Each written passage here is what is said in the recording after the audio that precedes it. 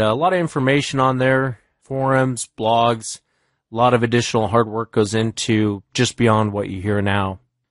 My first guest tonight comes to us from British Columbia.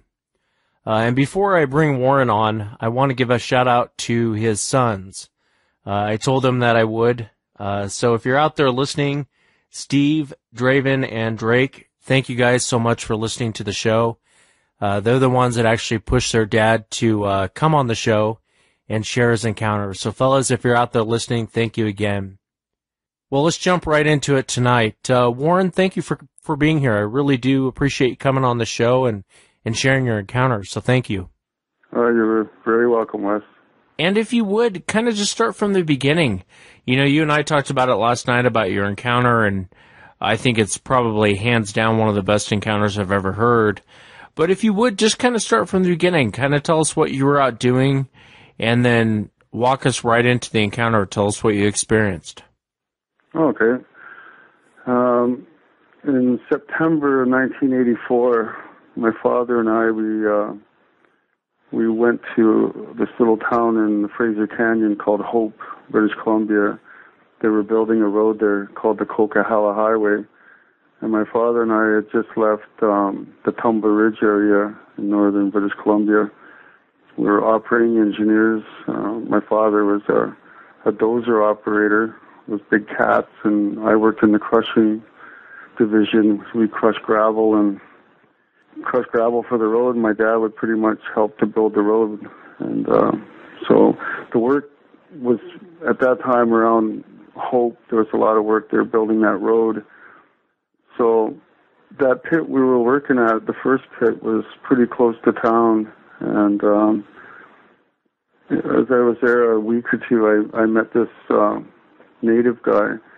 I'm native myself. My father's Plains Cree from Alberta, and my mother was Cherokee from Oklahoma, and my mother's father was Irish from Dublin.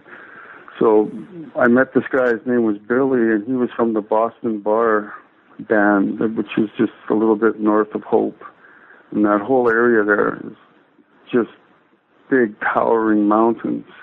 So we were having a couple of beers at my motel one night, and Billy had told me that he lived within that reservation pretty much his whole life, but he lived now in the little town of Hope, and he kind of lived in a little bit of a shack. And he said he had a big house there on the reservation, and I asked him, well, if you have a big house there, why do you live in that little shack in town? And he said to me, well, if I told you, you'd probably laugh at me. And I said, no, I won't laugh at you, man. You know, we're bros. Why would I laugh? So anyways, he told me that a couple of years before then. It was the first or second week of July, and he lived in this big house that was right by the mountains. There's mountains everywhere there. And he said it was really hot that summer, so he had his window open in his bedroom and a screen there to keep the mosquitoes out. And he said he woke up because he could hear this really scary breathing outside his window. And I said, what do you mean, scary breathing? And this is how he kind of described it. It was like that. He said it just terrified him. He said he looked out the back window, and then right at the end of his backyard, right before the mountain there, was this big, he called it like a big beast or something standing there. And he said he just snapped, he lost it, he fell off the bed, and he ran to his closet and grabbed his .30-30 rifle. And he said where he made the mistake was he turned the light on, and because he'd been sleeping, and his eyes, it took his eyes like a minute to adjust to the light. He said he knocked out the screen with the rifle, and as he looked outside, when he could see again, it was gone. So he said he spent the next 3 hours running from room to room with his rifle, just terrified that this thing was going to come in and get him. He said he remembered his brother was coming that morning to pick him up, and he said he could finally hear his brother's pickup coming up that long driveway to his house, and he said he came running out of the house with the rifle and kind of scared his brother. And his brother's like, what's going on? He said, "Get me out of here." So they went back down. Well, that afternoon, they went back up to the house. They both had guns, and it had rained like a few days before that. And he said in his backyard, he found 3 footprints, and they were 17.5 inches long. And then when he looked at me, I admit I kind of laughed. I didn't know whether he was joking or whether he was telling the truth. So I could see the hurt in his face, that I kind of hurt his feelings by laughing, you know what I mean? And even to this day, I kind of feel bad about it. Life has a funny way of teaching you a lesson, doesn't it? Yeah, I think that's pretty much what happened to me. So, well, anyway, so we didn't really talk about it too much after that. Like I said, I kind of hurt his feelings, but in February 1985, we moved our crusher out a little bit farther out of town. It was probably about 18 kilometers outside of Hope on that back road there. And it was a gravel road off the highway into this area. It was kind of like a bowl area. It was like a big bowl where the gravel pit was, and there was all these big towering mountains surrounding us. And I remember when we were going out there, both crews went out there on day shift. It usually takes us a couple of days to set up the crusher and get everything all ready to go. And the first thing I remember was thinking, wow, there's nothing out here. There's no houses. There's no buildings. Not even logging trucks. Just nothing. It's just, so isolated out there. It was kind of weird, like kind of a creepy feeling. So anyways, we set up the crusher there, and I got put on night shift, which I don't really like night shift because it's a pretty long night, the first couple anyways. And so after I probably worked about, I'd say close to a night or a week of night shifts. By this time, we'd put up a pretty good pile of gravel up the hill. And up the hill where the guys from work, where we parked all our vehicles, a lot of the guys cut firewood up there, cut trees down, and bucked it all up. And when we were done, we were going to load up our trucks with firewood and take some wood home. And that's where the porta potty was up the hill. So if you had to, do a number 2, as they call it, that's where you had to go. So I remember just like it was yesterday. It was February 19th, 1985, and it was 3 o'clock in the morning. We worked from 6 to 6. Our first break's at 9. Our second break's at 12, which is our lunch break, and then 3 o'clock's our last coffee break.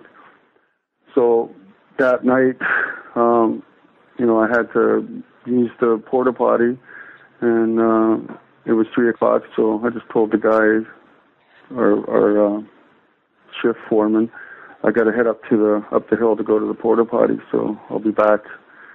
So just so they knew where I was.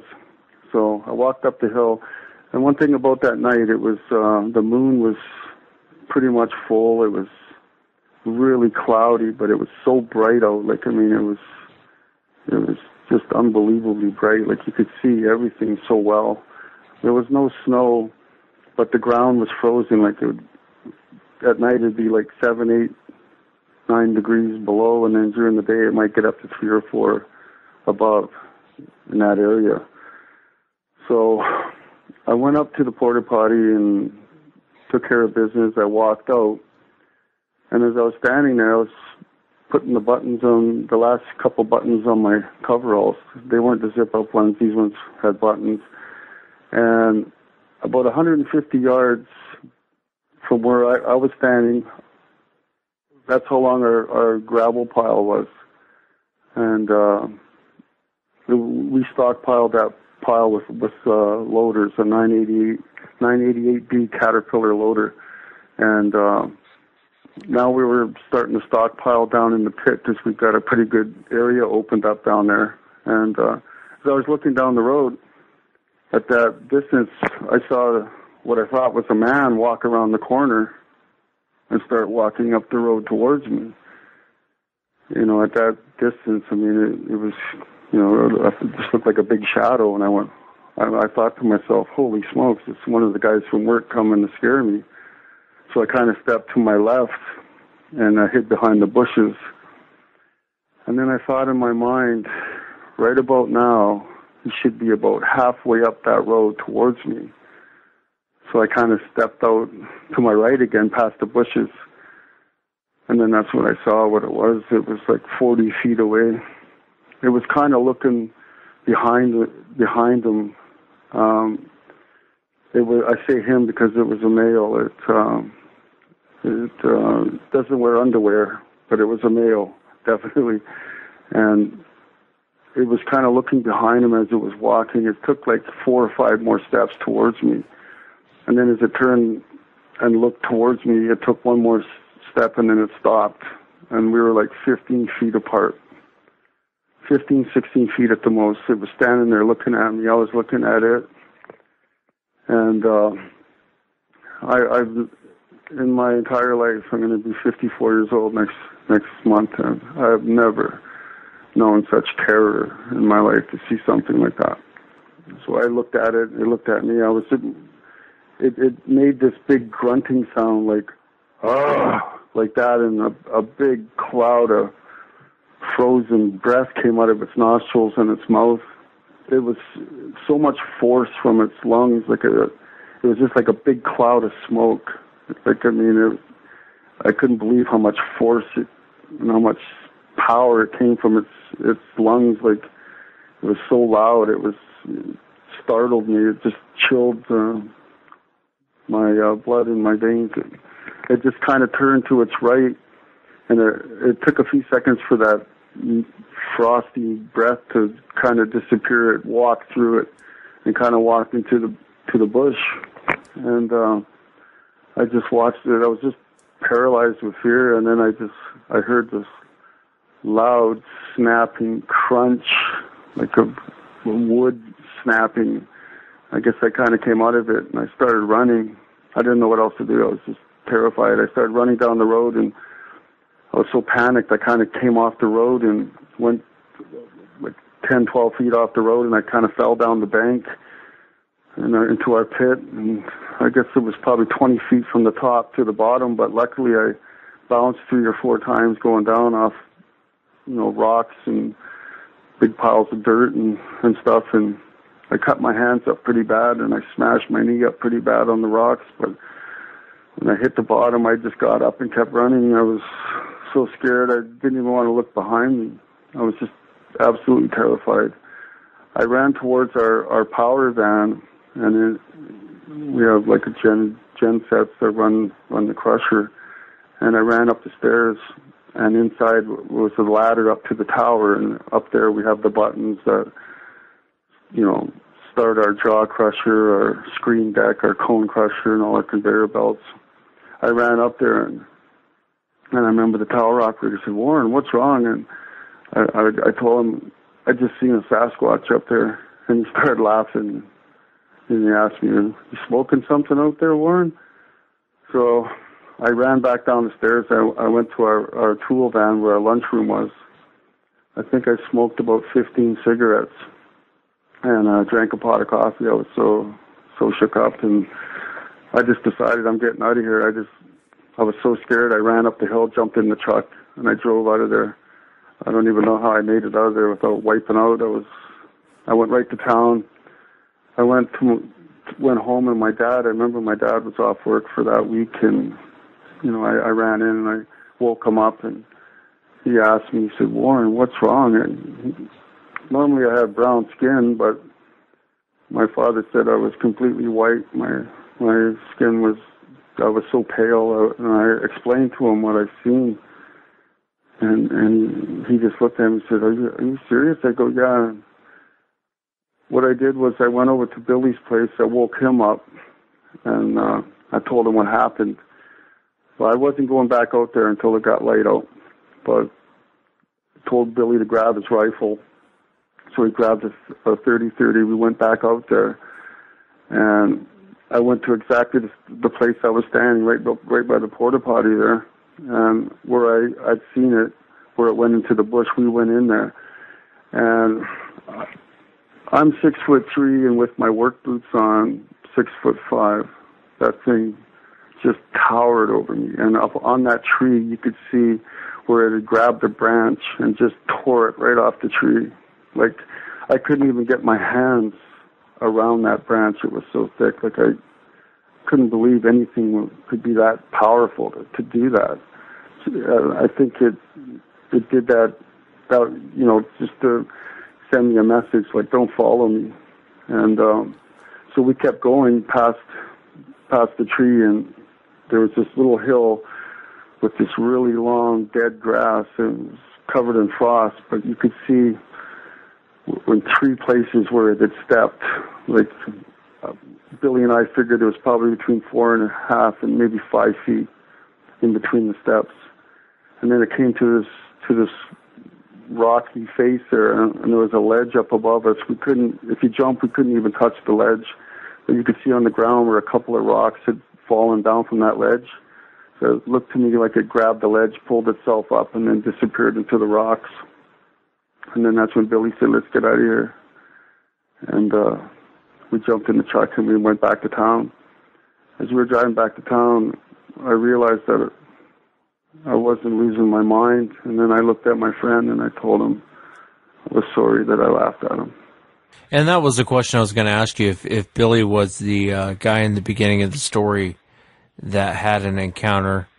Let me ask you, Warren, for the audience listening, because I don't think a lot of people grasp how big these things actually are, but can you describe what was it about the creature that terrified you?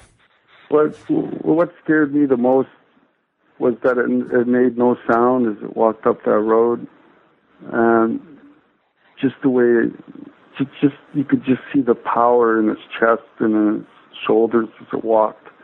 You know, its eyes, like you could see in the moonlight, like its eyes were kind of like a goldish amber color.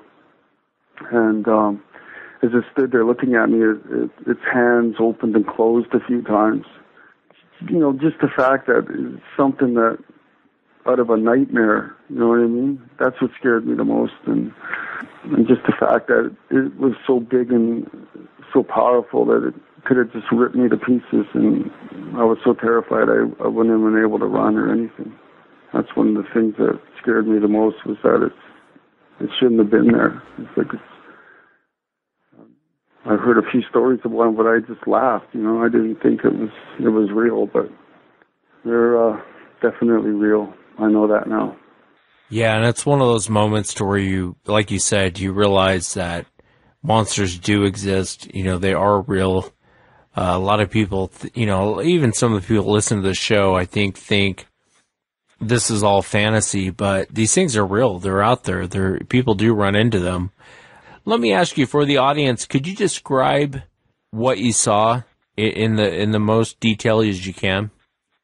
First of all, when it looked behind him, when it was walking towards me, it was looking behind him, and it looked like its whole upper body was turned, not just its head. You know what I mean? Like its whole upper body was turned. It's like, I don't know, it just seemed like he had to turn his whole upper body to look behind himself. That's the first thing that I noticed. Another thing that its arms were so big, like tree trunks. You know, its chest and shoulders were just massive. It was a male. Its skin, like it's on its face, it was covered in this really dark, it looked almost black fur, kind of like a bear, you know, you see a black bear, it kind of got that oily look to it. That's kind of the way it looked. You could see such definition in its muscle as it walked. On its face, like I said, its eyes were kind of a goldish amber color. Its nose was kind of flat, and when it did see me, when it took that one step, you could see its nostrils flare as it stopped. Its lower jaw was really big. I got a really good look at it when it turned sideways as it walked into the bush. When it turned sideways, you could see that its ears kind of looked small for the size of its head. Like it looked like half the size of a human's ears. But as it turned sideways, you could see like its head was not really conical, but it was kind of tapered a bit. It had on its right where its eyebrows like above its eyes, it had a big protruding kind of forehead, and its lower jaw was just massive. Like, it was really, really big. And as it turned sideways, you could see that its butt was really big too. Its legs were really, really thick, and its arms were really long. And as I took a look at its face, like, it was all covered in really dark hair, but its face kind of looked, I don't know, in the moonlight there, it kind of looked like either like a light grayish color, kind of. And I didn't notice any teeth, but when it grunted at me, like when that big cloud of frozen breath came out of it, looked like smoke. It kind of covered any chance of seeing teeth or anything. That's pretty much exactly what it looked like. It was just, I would say, almost 6.5 feet with work boots on. This thing just towered over me. I'd say close to 8 feet tall.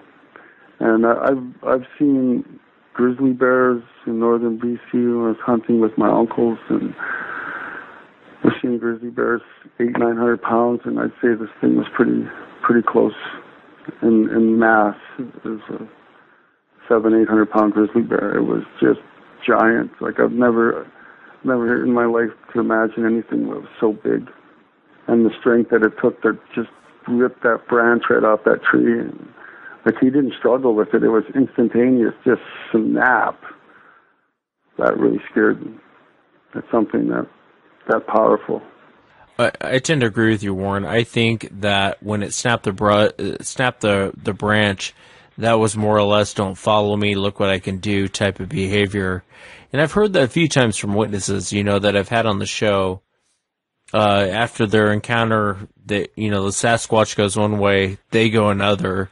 But they usually hear the Sasquatch break branches or push trees over. And why did they do it? I couldn't tell you. But it makes sense that they're doing it to kind of, as a way to, kind of look what I can do. Let me ask you, did the facial expression change at all when you popped out from the bushes? It kind of like when it noticed me, its nose kind of flared and its eyes kind of, you could see its head kind of snap a little bit, like it noticed me, like it kind of, I think I kind of startled it. I kind of surprised it, I guess. But as it just looked at me, I think it could sense the terror in me. Another thing that happened, like, I couldn't sleep for 3 days after that, and my father said that my hair started to turn gray a little bit. Like, he started noticing a week after that I'm starting to get gray hair on my head. I don't know if it's because of the terror I felt or what, but. And that's the thing, a lot of times, very few people have come as close as you have to the Sasquatch.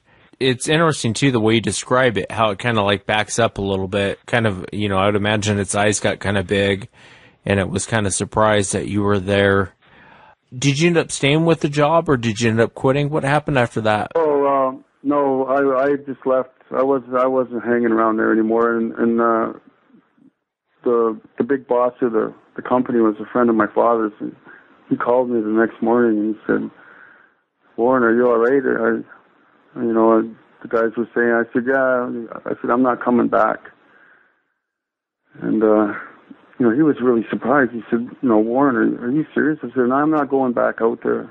I don't care how much money you pay me. There's something out there, and I seen it, and I'm not going back." So I quit. And to be honest, it's been 30 years, and I still haven't been back to that area. I don't ever know if I'm ever going to go back. My sons, Stephen, Draven, and Drake, they want us to take a drive out there next year in 2016, and see if we can go find that place where I've seen it. And I've thought about it. Maybe I should, try and make peace with it so I can let it go. But, even though it's been 30 years, honest to God, there hasn't been one day, not one day since that day, that I haven't thought about it. That's how much of an impact on my life it made. even thinking about it now, I get really emotional about it, because to see something like that just walk right up on you.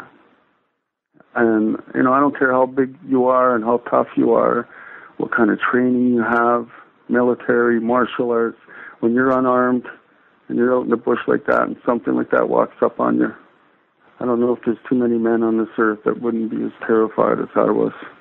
No, and I tend to agree with you. You know, I've interviewed a lot of people over the years. You know, I've talked to, what comes to mind is the FBI agent I interviewed who had an encounter in Texas. And, you know, this guy was going on and on, you know, give me his resume, how big and bad he was. And, you know, he's Mr. Law Enforcement and all this other stuff. And then after he gets done telling me his encounter, the guy broke down in tears for almost 5 minutes on the phone. And so you're right. It doesn't matter how big and bad you are, or how big and bad you think you are, or how tough you think you are, or what type of firearm you have in your hand.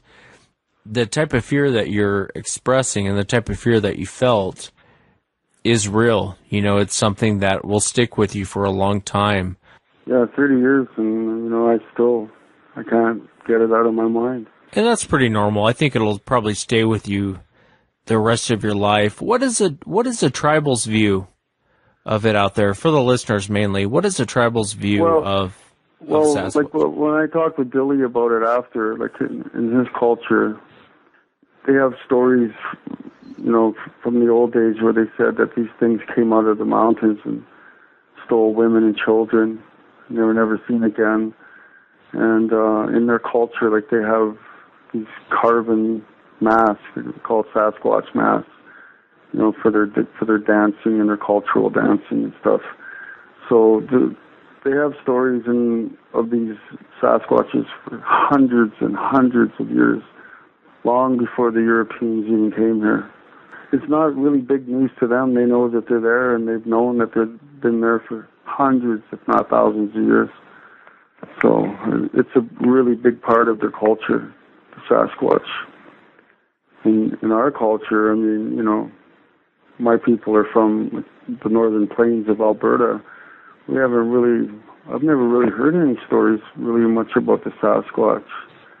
You know, just stories of other things, but definitely down in the Fraser Canyon area in British Columbia, all those tribes down there, the Sasquatch is a really big part of their culture. And if you talk to pretty much any native from those areas down there, they'll all tell you the same thing, that they're out there.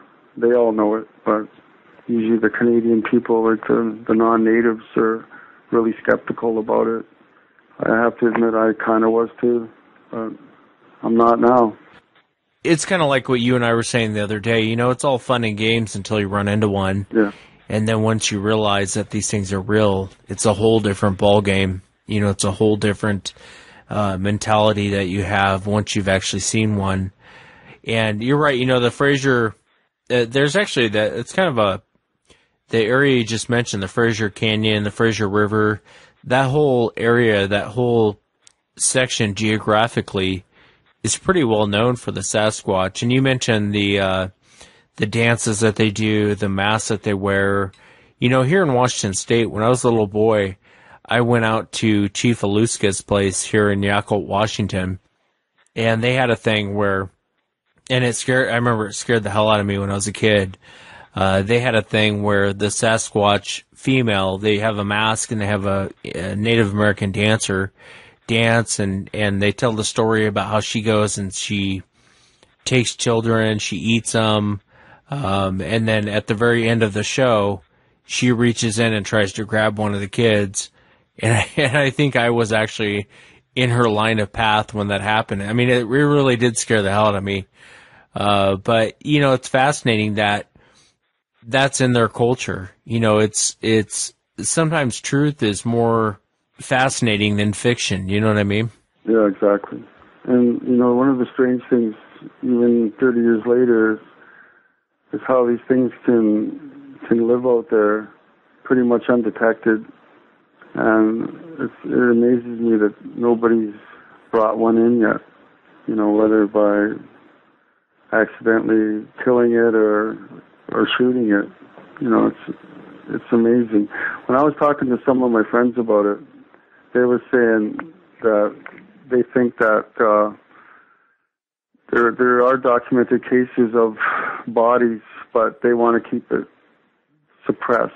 Like, they don't want anyone to know about it, because if they did know about it, then the logging industry, a big industry, would be pretty much shut down, and they'd be put on the endangered species list or something. So that's what some of my friends think, that they don't want it to be known publicly that these things really exist because of the damage it would do to the economy. So that kind of makes sense to me, too. Yeah, I think that's part of the reason. I think there's some darker, more sinister things going on, but I tend to agree with you. I think that, for the most part, it comes down to money. It comes down to the economy. It comes down to a lot of things like that, why it doesn't come out. And, to be honest with you, I was just talking to a witness the other day, and he was asking me the same question about not finding any bodies. And I said, to be honest with you, I feel like I've walked most of central Washington by foot with a rifle in my hand. And I said, I've never come across a bear that's died naturally. I've never come across any animal that's just died naturally. Sometimes you'll come across prey like deer and whatnot that have been poached. But for the most part, you really won't come across, especially a predator. Out here we have cougar and bear like cockroaches, man. They're everywhere. But rarely will you ever see them. Rarely will you ever come across one. And I don't know anyone that's come across an actual dead body of one. And then with these things, you have to think about the fact that, like the one that you saw, it's 8, maybe 9 feet tall, maybe 1,000 pounds. Well, you put a bullet in that thing, how are you going to get it out of there? You know what I mean? You have to cut it up to get it out of there. You're not just going to drag a body out of the woods.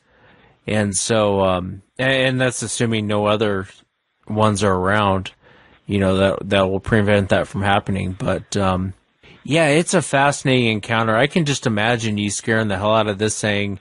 You probably startled it startled you, and then you guys went separate ways, which is pretty common, as far as encounters go. A lot of encounters end up being like that, where the Sasquatch is startled, the witness is startled, and they both just kind of go their separate ways. I can imagine it's going to stay with you the rest of your life. That's for sure. Yeah, I like I said, I can't ever forget it. I mean, I think about it all the time. The horrible nightmares that I had, and Wes, I've had so many people in 30 years tell me, Warren, you should be thankful. You got to see one of those things. Well, if you can say getting gray hair at 23 years of age, the horrible nightmares, the terror, not being able to sleep, if you call that lucky, then I'm the luckiest man in the world. Yeah, and that's pretty common too. People who've had real encounters, generally what they'll say is, if I could go back in time, I regret that ever happening. I would change time to where that never happened. And that kind of sounds like the case that you're in, It's the people that haven't seen them, Warren, that make statements like that. They have no clue what they're talking about. Yeah, exactly. When I told my sons, about it, that my youngest sons there, they were quite interested in it. And back then, 30 years ago, there was no internet or anything, so I didn't really have any way of doing any research on it. Like, the only thing that I've seen on the internet that looks anything like what I saw is that Patterson film. I got to admit, when I seen that, it kind of gave me chills. Well, that Bigfoot there, that was pretty much what I saw. Almost pretty much the same, except I think that one was a female. The one I saw was a male, and it was much bigger. Like, the one I've seen I've never seen anything so massive, so big, and like, just the strength, like I said, I'll never forget that, the strength that it took to rip that branch right off that tree and just leave it hanging there like that. I mean, that branch was so big, 6 men could hang from it and not break it. It was just ripped right off the tree like it was nothing. I couldn't believe that, even to this day, like, what, anything with that kind of strength. And I remember one of my uncles told me, you know, the one who killed that big grizzly there at one time, and he said, the only thing that would have a chance against a Bigfoot is probably a grizzly. And from what I've seen, I don't think a grizzly would have a hope in hell. Not a hope in hell against one of those things. There's just no way a grizzly would survive a fight with one of those Sasquatches. Not the one I've seen. You could just see the strength in that thing was just unbelievable. Even when it grunted at me, like the force from its lungs was so loud, like it was just unbelievable. Something that powerful lives out there in those mountains. You know, I've never been back in 30 years. I don't really know if I can, to be honest. I stay up in the northern plains of Alberta now, where it's flat and not as much bush. I get kind of really scared when I'm up in anywhere near the mountains now, because every time I see the mountains, I think of that night. I don't blame you one bit. You know, and I think even a grizzly, I tend to agree with you on that. You know, one of my most favorite encounters is out of Alaska that I've heard, and a grizzly bear actually took off running when a Sasquatch showed up. You know, and a grizzly bear doesn't run for much. They're the top of the food chain when it comes to predators. Exactly. And so I tend to agree with you. But I can't thank you enough, Warren, for taking the time to share the encounter. I know this happened back to you, God, almost 30 years ago. But, you know, taking the time to share the encounter and coming on the show. I know your family listens to the show, so I want to give them a quick shout out and thank you for listening. And I just really wanted to thank you, Warren, for coming on. I also like to thank you, Wes, for having this show so people like me can come on and share with other people and not be ridiculed or laughed at. I really thank you for that. It's actually, I feel a lot better being able to share this with you. No, and I can't thank you enough for doing it. Anytime. And I want to thank Warren again for coming on. And again, if you've had an encounter and you'd like to come on the show, shoot me an email, wes@sasquatchchronicles.com. Let's head out of British Columbia and back to the United States. And let's go to Norman, who is in Georgia. Norman, thanks for coming on. Appreciate you being here. Oh, thank you for having me, Wes. I appreciate that. Before we go into your encounter, what was kind of your take on the whole Sasquatch subject? Well, my dad, he used to watch In Search of as a little kid, so, you know, and he had some books about Bigfoot and stuff like that, so I got familiar with the name, and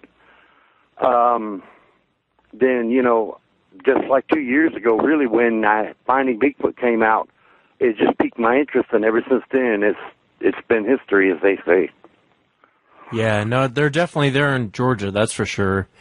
Yes, sir. Kind of start from the beginning. Tell us kind of what you were doing and what you saw, what you experienced, and just walk us right into it.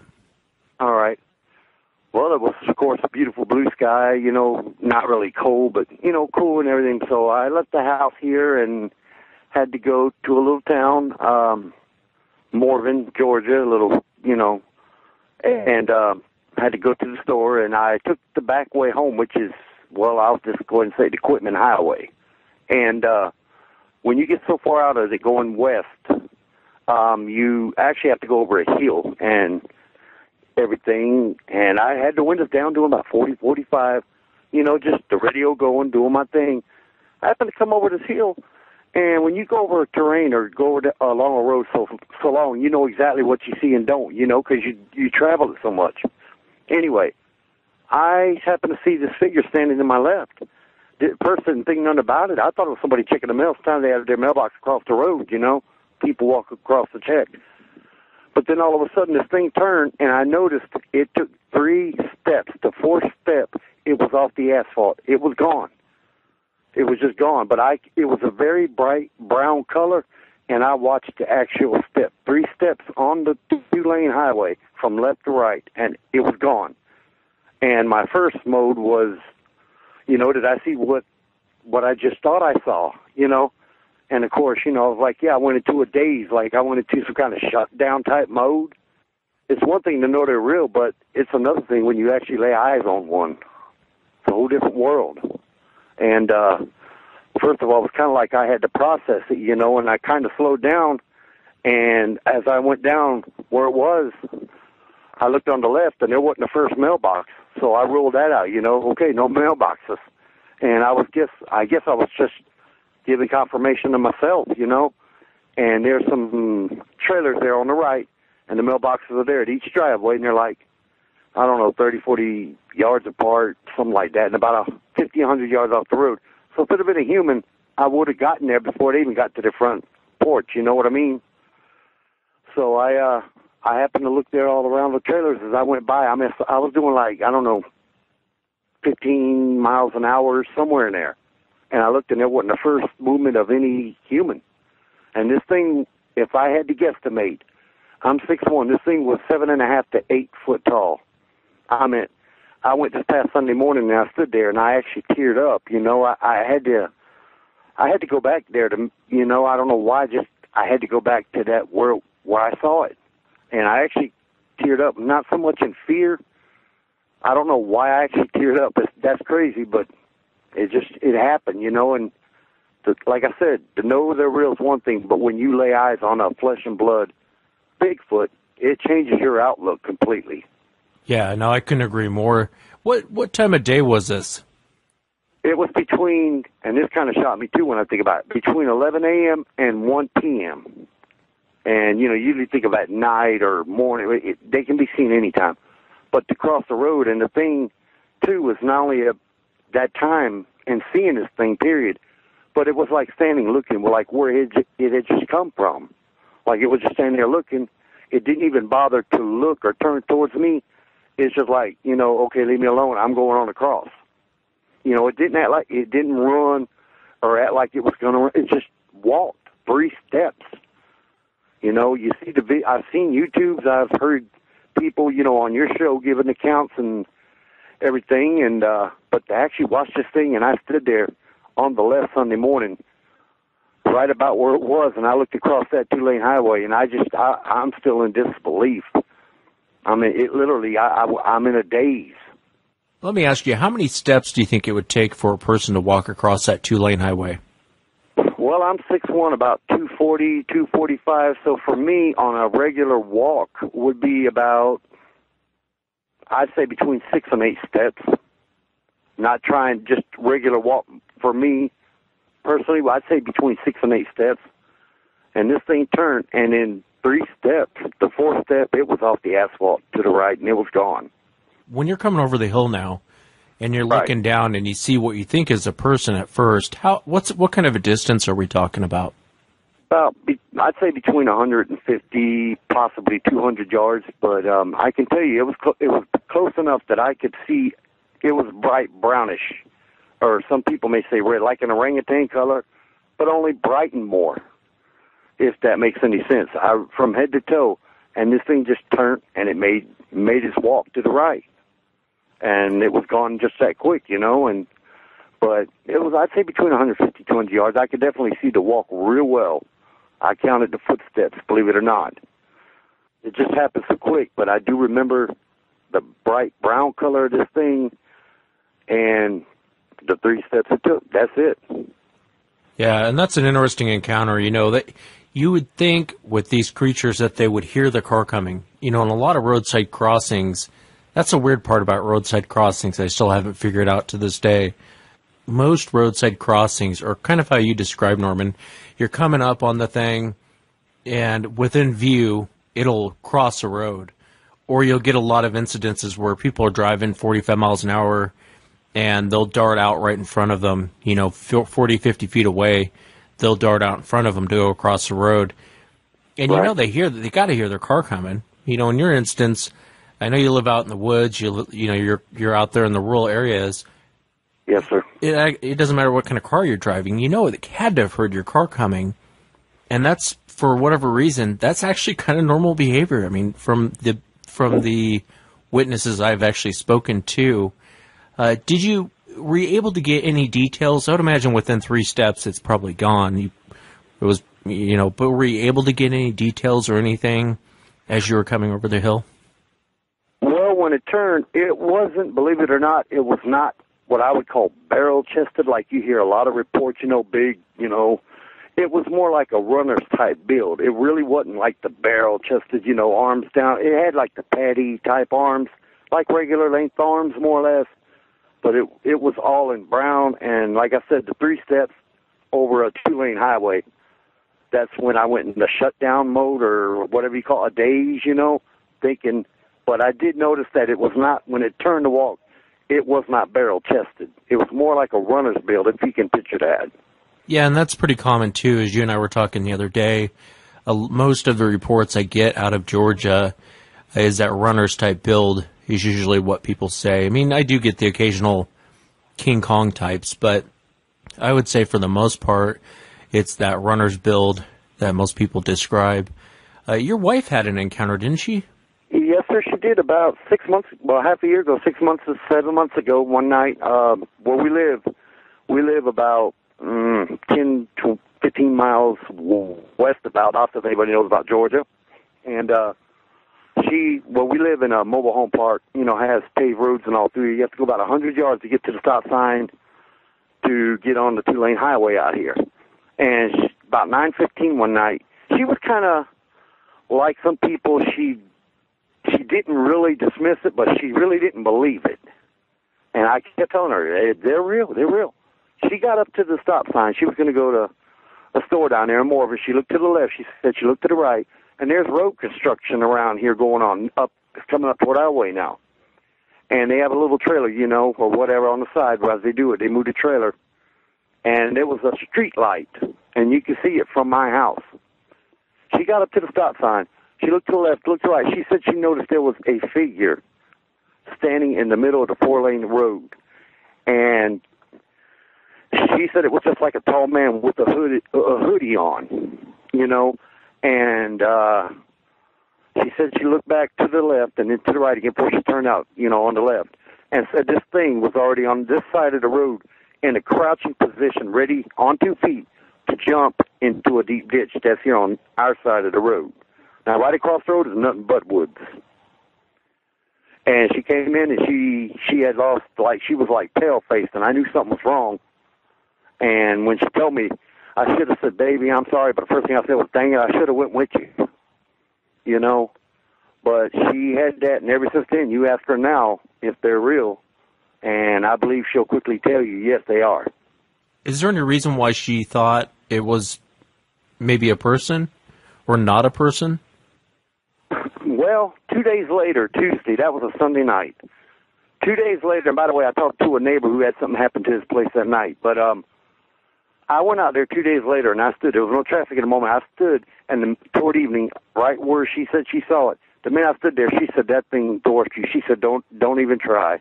Thank you for trying, but this thing makes you look little. And I'm 6'1". She said, what I saw, that street light, shadow throwing the silhouette, she said, that made you look like, like you were a little kid. So, and then she just said when she looked back again, it had done. And I tried to cross the steps, to that side from the middle where this thing was to where she saw it go. It took me about 5 or 6 steps, and that's just crossing that 1 lane of a 4-lane. And she said she looked to the left, looked back to the right, and I'm guessing within 1-2 steps, this thing was already to the side. And I talked to a neighbor. Actually, I've talked to some people around here, and they've kind of opened up to me when they saw I was serious about it. Neighbor down there west of us, about 100 yards across the road, has a big garden in his backyard. And how do you approach somebody about, this topic? You don't know how they're going to react. And I said, don't think me crazy, sir, but my wife had an encounter. And at first he said it was a bear. I said, no, sir, because bears don't have human arms and fingers. And anyway, I told him what happened, and I went to leave, and he actually stopped me. He said, wait a minute, I do have something I can tell you. And I said, please do. He said, I have this garden in here. He said, I've had animals eat everything in this garden. I've had trouble, but never touched the tomatoes. He said about 2 nights ago, which was the same night, she saw it. He said every one of my tomatoes were gone. Nothing else was touched. Now, I don't know if I could put them two together, but it makes me wonder. Yeah, that is interesting. It makes me wonder, too, why they're coming through the area now, why people are starting to see them now. And I know you'd mentioned the road construction, out in a rural area.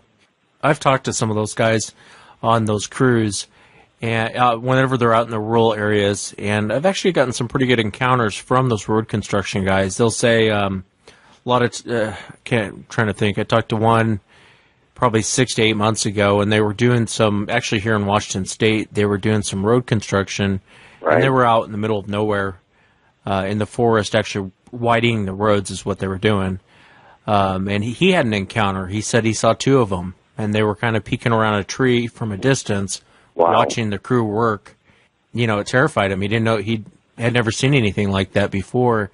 But he said among the road crews, the guys that have been on those road crews for a while, they'll talk about it pretty openly, that whenever they go into the national forest, or along the national forest, and they're widening some of those roads, Right. they'll have encounters out there when they're doing that. It makes you wonder if, and I guess I'm just kind of grasping at straws, but maybe it's all the road construction going on out there in the rural place that you live that's maybe bringing them in, or, who knows why they're coming in now. Well, the wife, she told me, she said she believes now, of course, we talked about it a lot on and off, and she said, well, I actually believe that they could be migratory. This could be an area that they've been passing through, but then again, like you said, the road construction, it's kind of, maybe it brings them out of curiosity. It could be a number of reasons, or they just feel like they're being moved from where their place of stability is. I mean, I don't know. It could be anything, like you said, So, Yeah. But I can promise you this, no matter where you go, you can always bank that there can always be one, even if it ain't but just, 500 feet of a circle of wood. There can be how many in there, They just go stealth mode.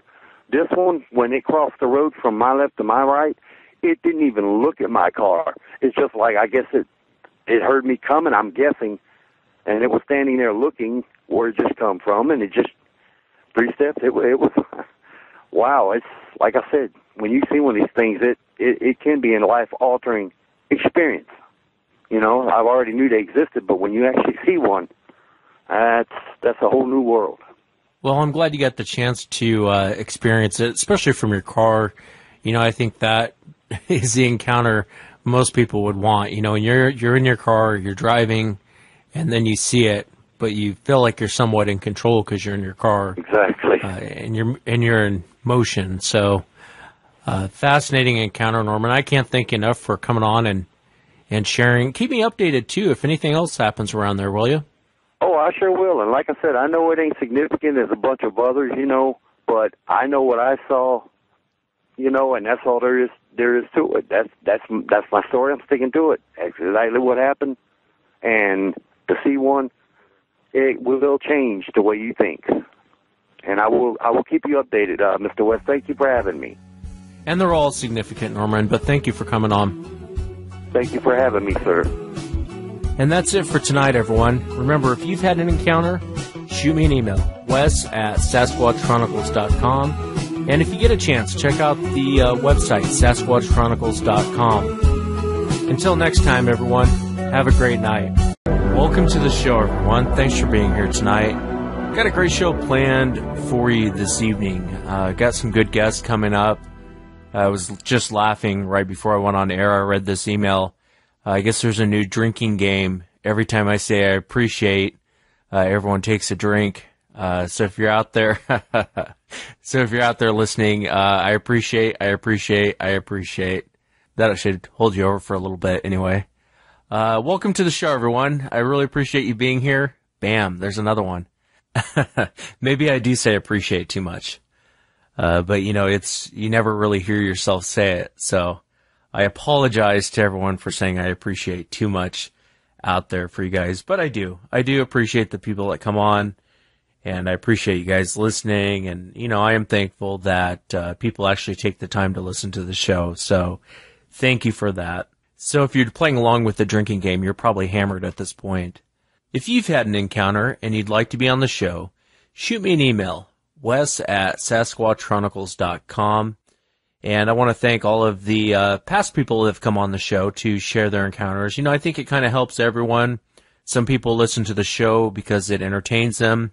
some people have had encounters and haven't come forward, and listening to other people talk about their encounters, it really does help kind of cope with the situation. I think there's a lot more people out there that have had encounters that haven't come forward yet to share, and hopefully they'll find this to be a safe place to come on and share their encounter, where I think it's pretty evident by now that I don't beat people up on the air.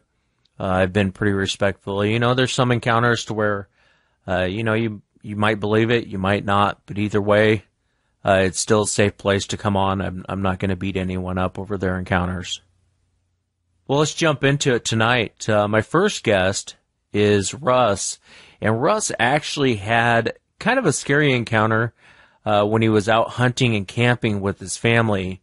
And keep in mind, as you listen to Russ tell the story about what happened, this is during a time where not too many people have heard of the Patterson-Gimlin film.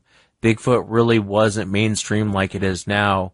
As you're listening to Russ tell the story, keep in mind that they don't really have a reference point to what's going on.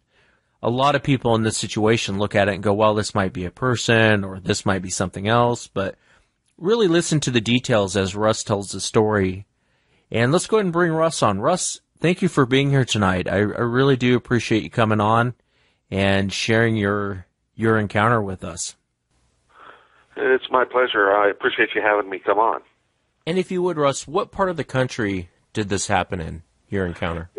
It happened in the Sierra Nevadas in California, in Calaveras County. Okay. And if you would, just kind of start from the beginning. Walk us through the experience. Tell us what you saw or what you heard, and then just kind of tell us what you were out doing, and I'll give you the mic.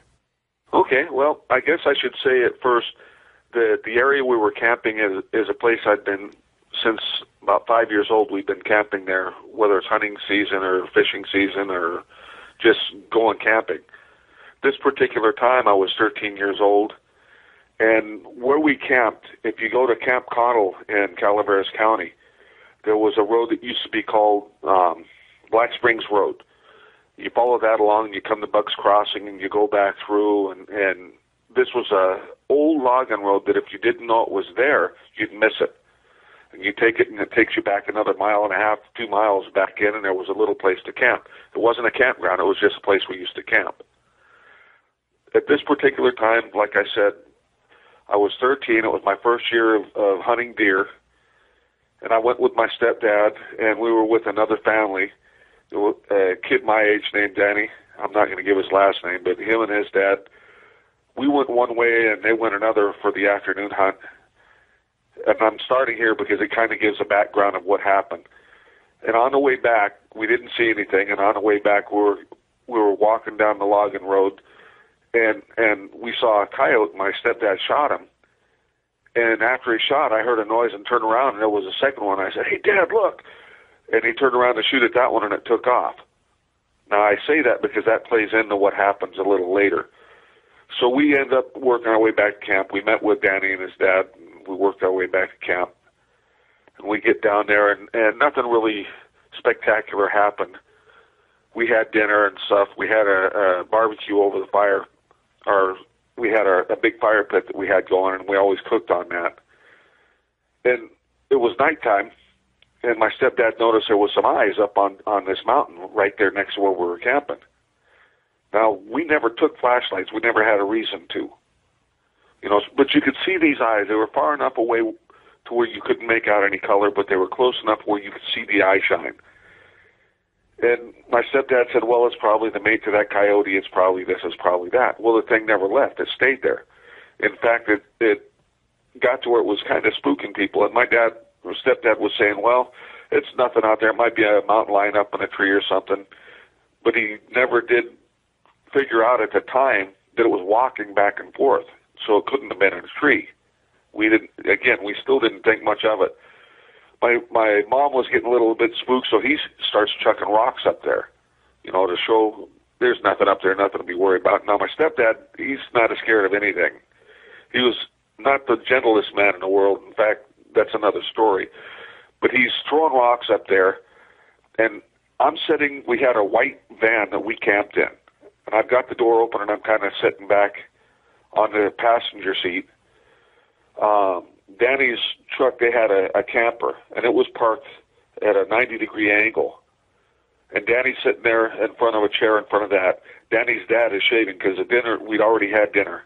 Danny's mom and my mom were washing dishes at the campfire. My little sister was in the truck behind me, or that I was sitting in. She was already in bed. And Danny's sister and her friend were in a camper. So that's how many people were there. Of the people who were awake, they were people who hunted. So I say that because you'll know why here in a second.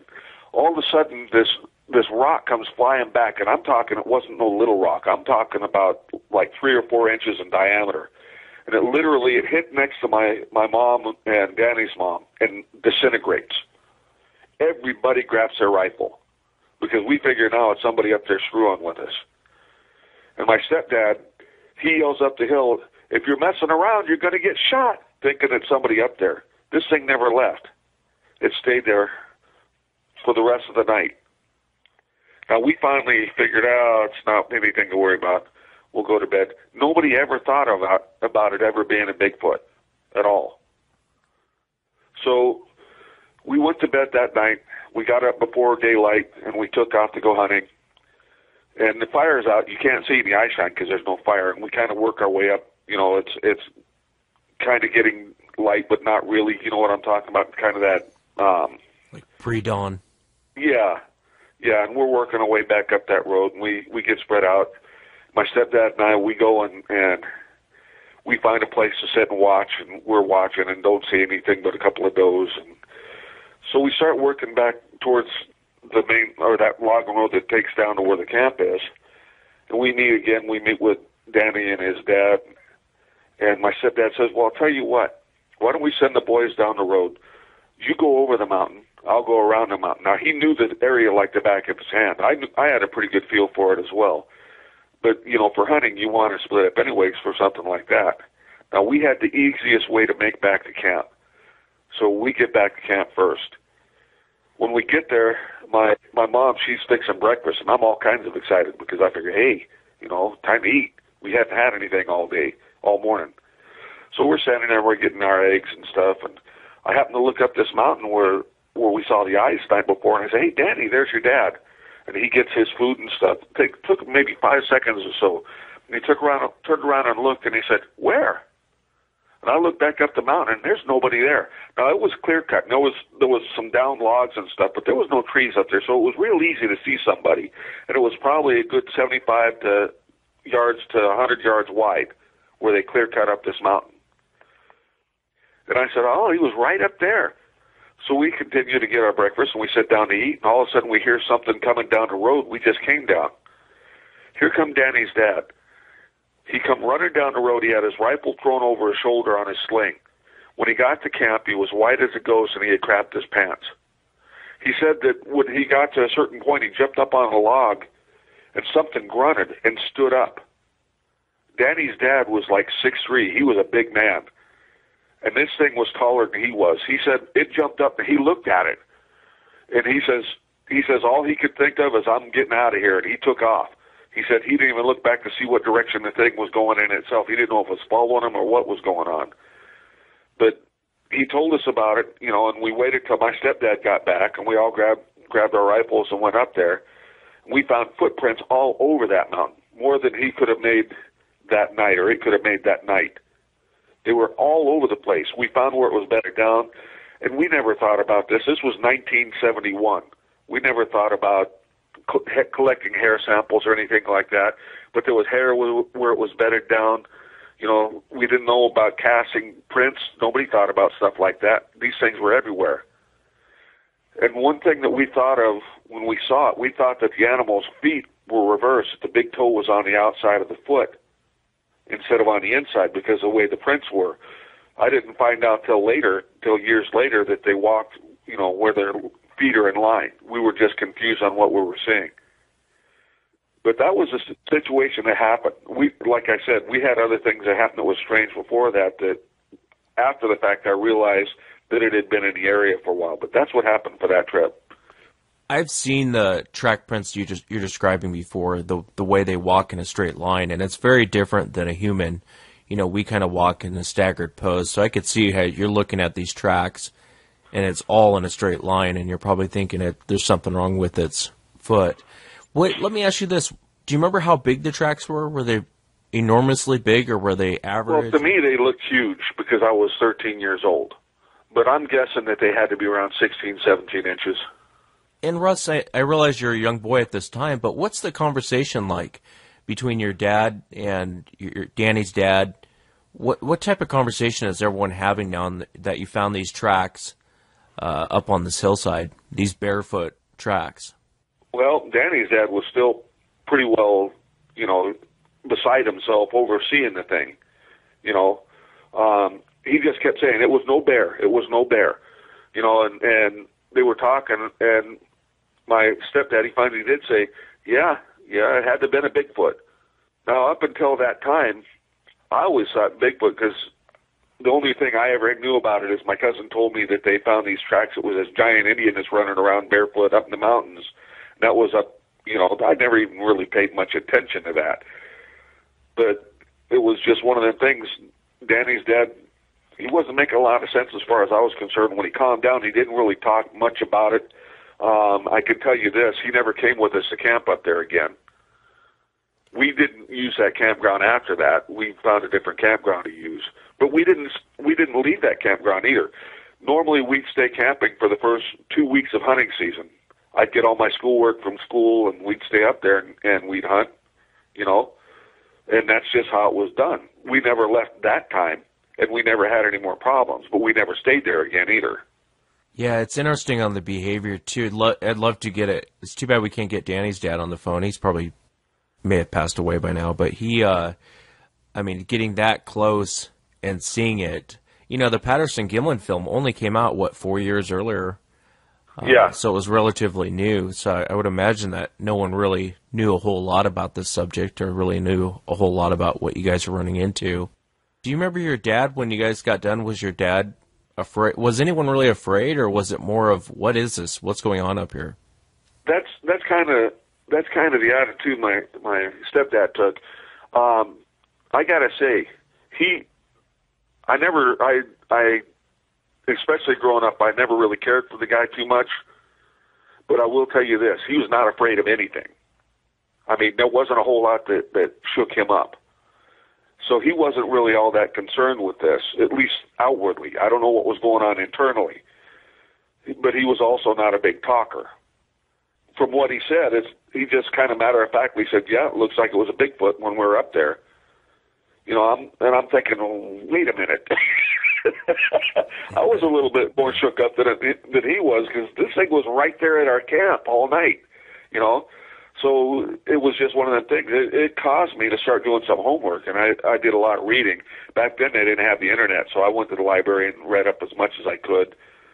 I didn't find out about the rock throwing thing until I was watching a program about Bigfoot. I think it was out of Oklahoma, where it had two cops took a reporter into where they had an encounter, and they had rocks thrown at them then. And when I was sitting watching this program, not really, it could be real, it might not.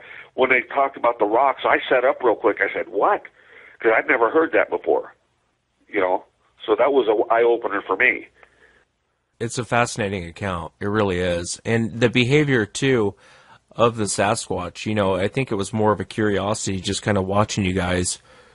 Or maybe there was a family unit nearby, and this one decided to sit and watch you guys all night, and it's interesting. You throw rocks, it only threw that one rock back. It didn't really seem to be too aggressive with you guys. No, but again, we've been going up there 3, 4, 5 times a year. We're probably the only people that camped in that spot, because it wasn't really a campground. It was just a place we set up camp. And, we'd go there all throughout the year. We'd go there for hunting season. We'd go in the spring for fishing. We'd go up there to just spend time. We went up there a lot. And we did have some situations that after the fact I looked back on and I said, you know what? This thing's been in this area for a while. Because we had an incident where we went up there. It was like late May, early June, and we went up there and it snowed.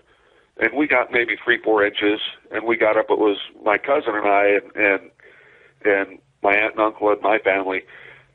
And we got up and we found the same hill where we found some footprints coming off, and they were huge, but it was snow, and it was melting already because, like I said, late May, early June.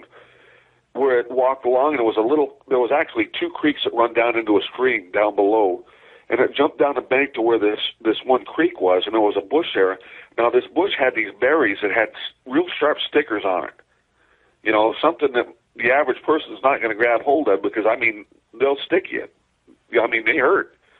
And we found a whole bunch of these berries that something had peeled open and ate the insides and left a pile of these berries, the skins. Now, what kind of animal does that?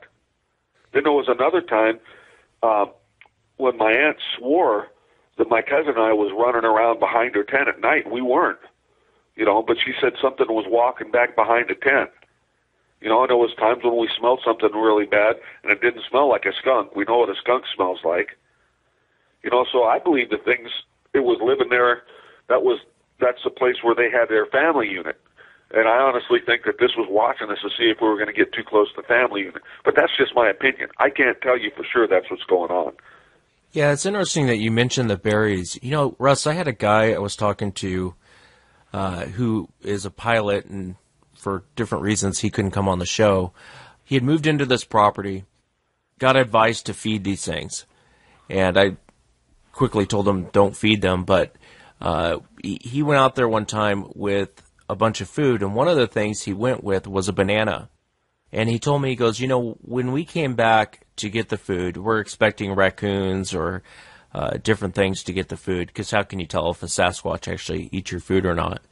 But he said what the weird part about it was the banana was still there, and we'd left peanut butter, and it actually had screwed the top back on, ate some, screwed the top back on, and left the peanut butter. But the way it ate the banana, he said it peeled it in small little tiny strips, almost like not like a normal person, how you peel a banana. Well, this did it in tiny, tiny little strips, real careful strips, ate the banana, and then left the peel behind. But it made me think of what you're just talking about with the berries, how it carefully kind of peeled the outside of the berry, ate it, left that, real meticulous. Yeah. I went back to that area when my wife and I got married in 1978, and the roads and stuff has entirely changed. They had logging roads and stuff all over the place, and they took the signs down, like for Bucks Crossing and so forth, and they put numbers on it. And I never could find that campground again after that, because it had been a number of years. My mom, she divorced my stepdad, and we actually moved up in the mountains, or in the foothills of the mountains, over in Amador County, and I didn't really have a need to go camping there anymore. But we went there, and we spent a week of our honeymoon in that area. Then we went up, we crossed over the top and went to Lake Tahoe. But I went back looking for that area to see, I was going to show it to my wife, and I never could find it because they changed the road so much, I couldn't figure out where it was. A lot of things change over so many years. It's kind of a shame you can't find the area. I bet it'd be kind of fun to go back and find the spot where you guys were camping and kind of relive that, a little bit. Did your mom ever talk about it afterwards? Do you remember? No, she didn't talk about it at all after that. Well, I take that back. For a little bit, she, we kind of talk about it, and we remembered some of the things that happened to us in the past. About my aunt and having somebody walk behind. What gets me is if this thing wanted to take me or my cousin or whatever, we were always up in the up on that same mountain. We went up there probably 50, 75 yards from where the camp was when I was probably about 10, 11 years old. My cousin's 6 months older than I am. We got up there and took shovels, and we dug ourselves a little fort and built us a little fort up there, with a roof and whatever. And, we were up there all the time. In fact, there was times when we got up there after dark. If that thing wanted to grab us, it could have snatched us at any time. Fortunately, it wasn't interested, I guess. So that's a good thing. Yeah, I think sometimes, their behavior is very unpredictable. You never know really what they're going to do. But, in the situation that you're in, especially with the way you're describing the events that took place, the rock throwing, the it sitting up on the hill, never really leaving. But there really wasn't any aggressive behavior. I don't know that it necessarily wanted you guys just to leave or it was being territorial. I think it was more or less just kind of watching you guys, keeping an close eye on what you guys were doing. I think if you guys would have had any sort of aggressive behavior and you didn't leave, the next night it would have been a different story. You guys probably would have ran right into this thing, and it wouldn't have been good. Yeah. But I think you're right. I don't think he was there to cause us any mischief, and I think he just got irritated at my stepdad throwing rocks up there, so he threw one back. Yeah. You know, there was no trees for it to bounce off of. You know, if it was something my stepdad watched, and where I was sitting, I could see everybody in camp. I could see Danny's dad shaving. I could see Danny sitting there, you know, playing with a stick in the dirt. I could see everybody in camp, and the only one that was doing anything physically was my stepdad throwing the rocks up, you know, up that mountain.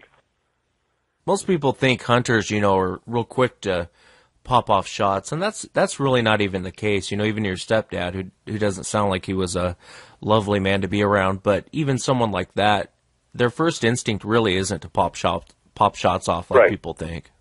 Right. Well, I had situations, and I can't say that they were anything to do with Bigfoot or Sasquatch, but I had situations, you know, where I was out.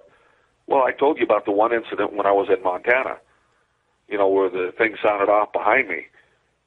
I didn't shoot, but I guarantee you I turned around, I grabbed my stuff, and I got out of there. I backed out slowly, watching to make sure it didn't follow me. I don't know if it was a bear. I don't know what it was. You know, I told you about that long call I heard that was kind of a mixture between a growl and a howl. Yeah, you know? Was it another time you were hunting for the audience listening? Yeah, I was hunting for elk in Montana, outside of Dillon, Montana. And what did you hear? I mean, kind of just walk through the story real quick, if you don't mind. My buddy and I, we were out there camping together, looking for elk, and we weren't having much luck. We saw elk the first day we got there. They were running at light speed going past us as we were driving. So what we did is we figured out the area where they were kind of hanging out, and we kind of split up. Well, I found a place where there was a fence and there was a gate that they were using to go back and forth. So there was a cliff face, and it was probably about 100 feet or so, you know, from the cliff face where they had brush and trees and what have you to the clearing. There was a meadow there, and I went up in there and I fixed myself up a ground blind. And this particular evening, I was in there before dark. I got in there probably about 3:30 in the afternoon because I figured get in there, keep quiet. If there was going to be any elk coming through, they wouldn't know I was there because I wasn't making any noise, I wasn't talking, etc.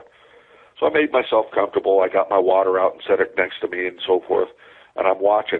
And it's starting to get dark. It's not dark yet, but it's, you know, it's to the point where I got about 20 minutes left of hunting time, and then I'm going to be done because it's going to be considered nighttime, and you can't shoot stuff at night legally. Well, I noticed a cow and a calf moose working its way towards me, thinking, oh, this is great. Because if I get up and let them know I'm here and they take off, if there's any elk in the area, they're going to be alerted, you know. Well, the moose and calf take off, and I'm thinking, I must have caught my scent. But the wind was coming from the direction they were at. Didn't think about that. All of a sudden, I hear this moan, growl, howl, whatever you want to call it. It was low and it was long, and it made every hair on my body stand up on end, and it came from between me and the cliff. So he was close, whatever it was. Now, I don't know what it was. I can't say it was a Bigfoot, but I can tell you this. It spooked me enough where I never took my eyes off that spot. I turned and faced that direction with my rifle, and I reached with my hand and felt for everything that was mine and threw it in my backpack and threw it over one shoulder and backed off of that, you know, where I was at, backed out and went out the gate and back towards the vehicle. It was just a real spooky situation.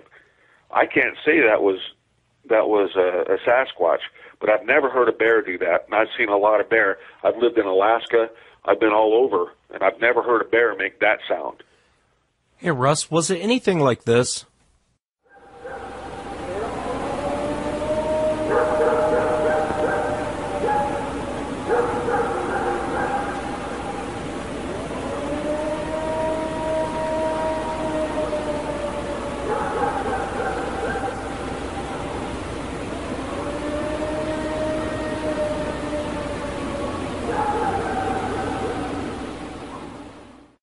That's the Ohio howl.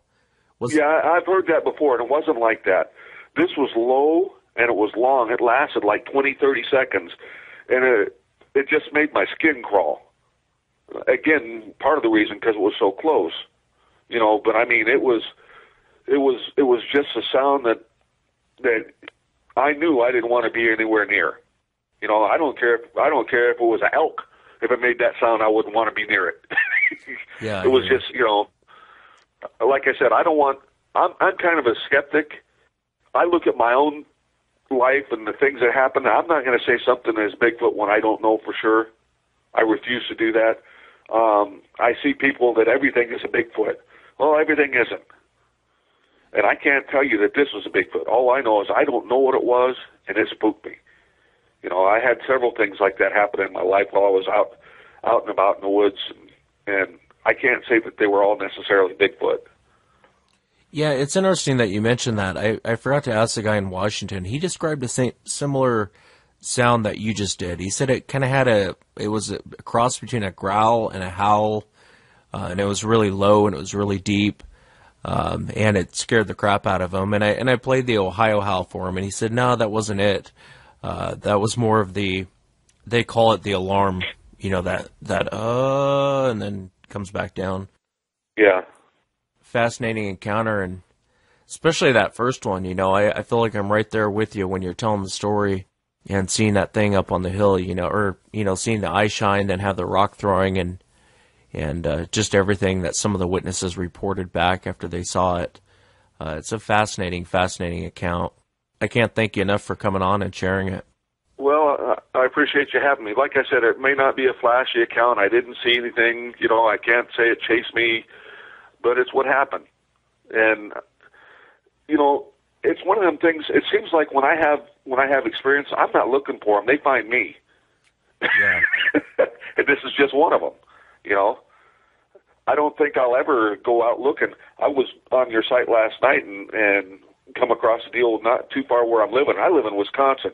You wouldn't think there's anything here. Well, they've got the Bray Road Beast out here. I was reminded about that, and that's only like a half an hour from where I live.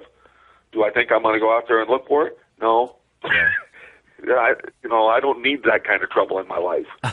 Yeah, I hear you. Yeah, these things, you know, it's not everyone really wants to go out looking for them. And like you said, you can run into some big trouble if you're out there looking for them and you run into them. You know, why I really love doing the show is because you talk to people who really weren't expecting it and just ran into it. Well, I would say to people that want to go looking for it, you know, I don't think that it's, you know, that they're evil. I don't think that they're trying to find people and harm them, but they're wild animals. And if you mess with a wild animal, it can cost you. You know, I've seen white-tailed deer hurt people. Oh, yeah. And they're not that big. And they'll tear you up. Can you imagine what something that big could do to you if you harass it, or if it thinks you're harassing it, or you come across it's young?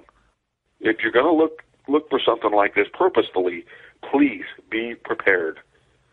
Yeah, and you're absolutely right. You know, and that's why I always say, you know, I always think people who don't go out armed are crazy, because you can run into so much more than just Sasquatch. You know, you can run into, Christ, the cougars out here in Washington, I think I told you, are like small lions, you know, or small tigers. And if they get a hold of you, you're done. I mean, they'll take down a full-grown man, no problem. And these things are even, you know, they're times 1,000 that. And so you have to keep that mindset that you really are looking for basically a grizzly bear. And you have to be prepared for every situation that you run into, you know. Well, you know, living in Alaska, pretty much everything out there can take you out. We had grizzly in our town where I was living. You know, it was nothing to find moose looking in your window at you. And a moose will kill you in a heartbeat. They're not necessarily the kindest animal in the world either. So you just have to be prepared out like that. After that situation happened with the Sasquatch, you know, our encounter, whenever I went out, people thought I was crazy. I carry 40, 60 rounds with me, sometimes more. Well, you know what? I may need it. Yeah. You know, I'm hoping I never do, but I live by I spent 25 years in law enforcement, and I've always lived by the idea it's better to have it and not need it than need it and not have it. Yeah, you're absolutely right. Absolutely right. Well, thank you, Russ. Not a problem, sir. Thank you very much for having me on. And next up on the show, I want to welcome John to the show. John, thanks for being here tonight. Thank you. Now, you're out there in Georgia, but you had an encounter back in the 70s. Do you want to tell us what you were doing and just kind of walk us right into the encounter? Tell us what you experienced. It was, we had an encounter in a little area called McRae, Georgia. It was just right outside of McRae. There was like a little hunting lodge there, and we was, like I say, we was in our teens, and we would like go bird hunting and things of that nature and stuff. And we had a little camper that we stayed off from the main trailer so that, you know, have our privacy and stuff like that. And we could go hunting at any time of the day or night or whatever. We didn't bother nobody. And we had went hunting one night, and we had taken Wilbur. It's the only thing I can think of that would make, you know, things happen the way they did that night. And we got in, and we got to, we had just got to sleep, and we noticed that, like, the camper started shaking, and something kind of hitting on the camper. And, you know, I said we had our guns with us, but, you know, I mean, you know, it was just so much, you know, it was just so much fear of this thing hitting on the camper and stuff, because when you're in that camper, it's one of them that you slide into the back of a pickup truck, and, you know, once you're in, there's only one way in and one way out, and that's the door. And, you know, this thing's, you know, hitting and banging and walking around the camper and stuff. And then, you know, it's trying to turn and pull the handle and stuff like that. And we was pretty terrified. Now, how old were you at this point? I was, let's see, I was probably about 12, 13 years old. You know, because my cousin we'd go up there and because I didn't know how to shoot like a shotgun or anything like that. And my cousin would take me up there and show me how to, you know, handle a gun and be safe with it and shoot. And, you know, because, I mean, there was, you know, like empty fields out there. You could just blast in a circle and not hit nothing out there, but just trees, you know. So you guys were out shooting, and then you guys returned to the camper. Right. And this thing starts banging on the camper, keeps pushing the camper. Did you ever get a good look at it, or what was going through your mind at the time? We didn't get a good look at it, but you know, you could hear it walking around outside, because the way the camper was, there was like some high grass and stuff out there, probably halfway between your knee and your foot, you know, and it was kind of, well, maybe about this time of year and stuff, and that grass is somebody stepping on. You can hear it, you know, because it's dying and stuff, it's making crunchy noises and stuff, and you could just hear this thing just pacing the camper, you know, and we was pretty terrified. We didn't know what was going on, or, you know, I mean, we just, I don't know, that's just terrifying. All I could just say, it's just sheer terror, you know. And then what happened next? With that, we just sitting and waited for daylight to come, and then, you know, we looked outside, and you could tell where something had beat down a good round path around the camper and stuff like that. And this camper was kind of, it was on the backside of a pond, and then on the backside of the pond, they had a spillway, and it was kind of like a little swamp area, and that was pretty close to where our camper was set up at. And so did it eventually leave? Yeah, when it got about daytime, you know, it left and stuff. What did you guys end up doing after that? Well, that next morning, you know, we told him, you know, like his aunt what happened and stuff, and I think they might have kind of chuckled, and, we kind of got chuckled at, they thought it was kind of funny, when you talk about stuff like that, especially like in the 70s and stuff like that, people just look at you funny. And in the 70s, my cousin and his uncle had an encounter. They was in a little town called Albany. They had a flat tire, and they was, in the process of changing it. And I think he got the tire on and maybe one or two lug nuts he got on there, and it heard something behind him. The uncle turned around and seen something, and to him, it looked kind of like he said an 8, and my cousin Steve, he was about that age, so they jumped in the car and stuff, didn't even finish tightening up the lug nuts, and went on home because they wasn't really that far from home and stuff. And when they come in and they told everybody just kind of looked at them like, you're crazy, and that was that was the end of that.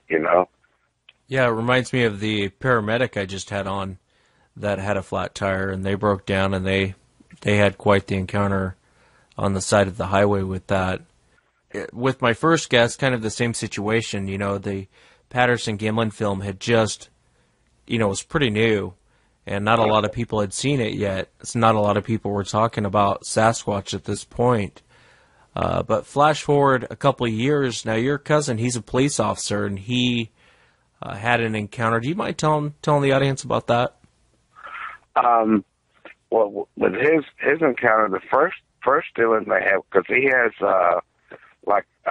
some chickens and stuff, and he has a few goats and stuff, and that was the same thing that we had up there in McRae. We had chickens and stuff like that.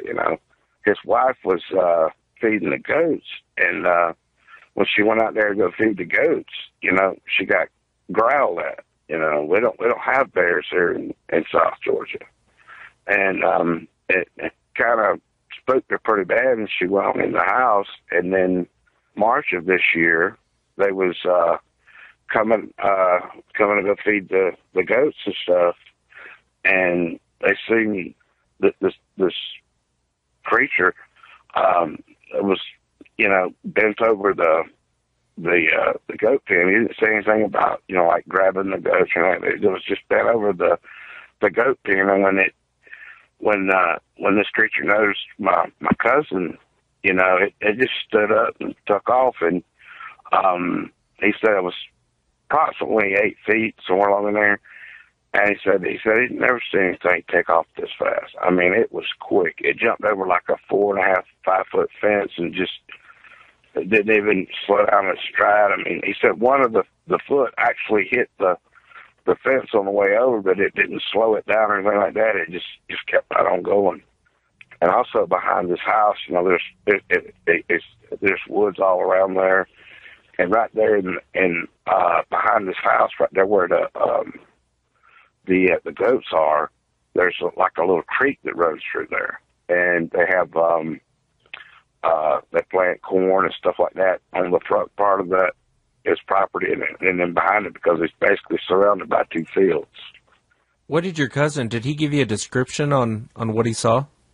He just said that it was like dark, kind of like blackish color, and when it stood up, I mean, it took off so quick that, he didn't go into any great details of the color of it. I mean, the color and stuff and all. I just, he was telling me about, what had happened and stuff and all, And I wish he could tell it, but he just had a stroke.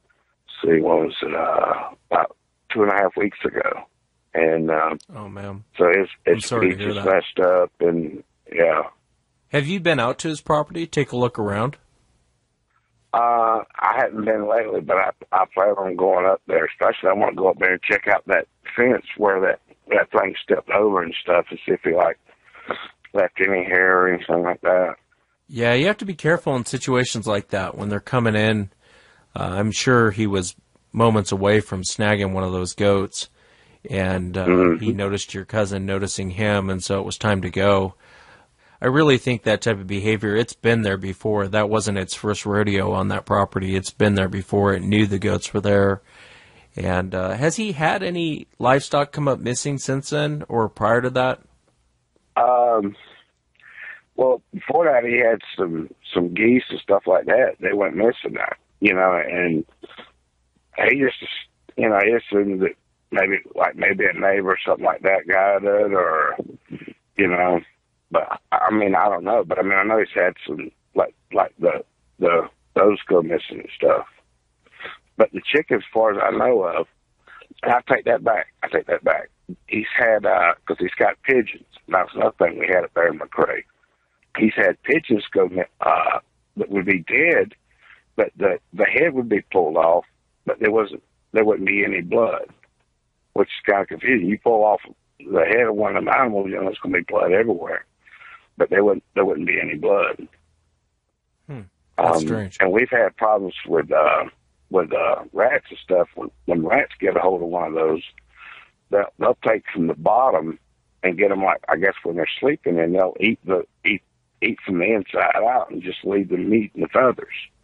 They wouldn't take the head off or anything like that. They eat from the bottom end. Where these were just had their heads pulled off. Yeah, and that seems to be, from the witness reports I've gotten, that seems kind of be the way they tend to kill smaller animals, is just rip the head right off.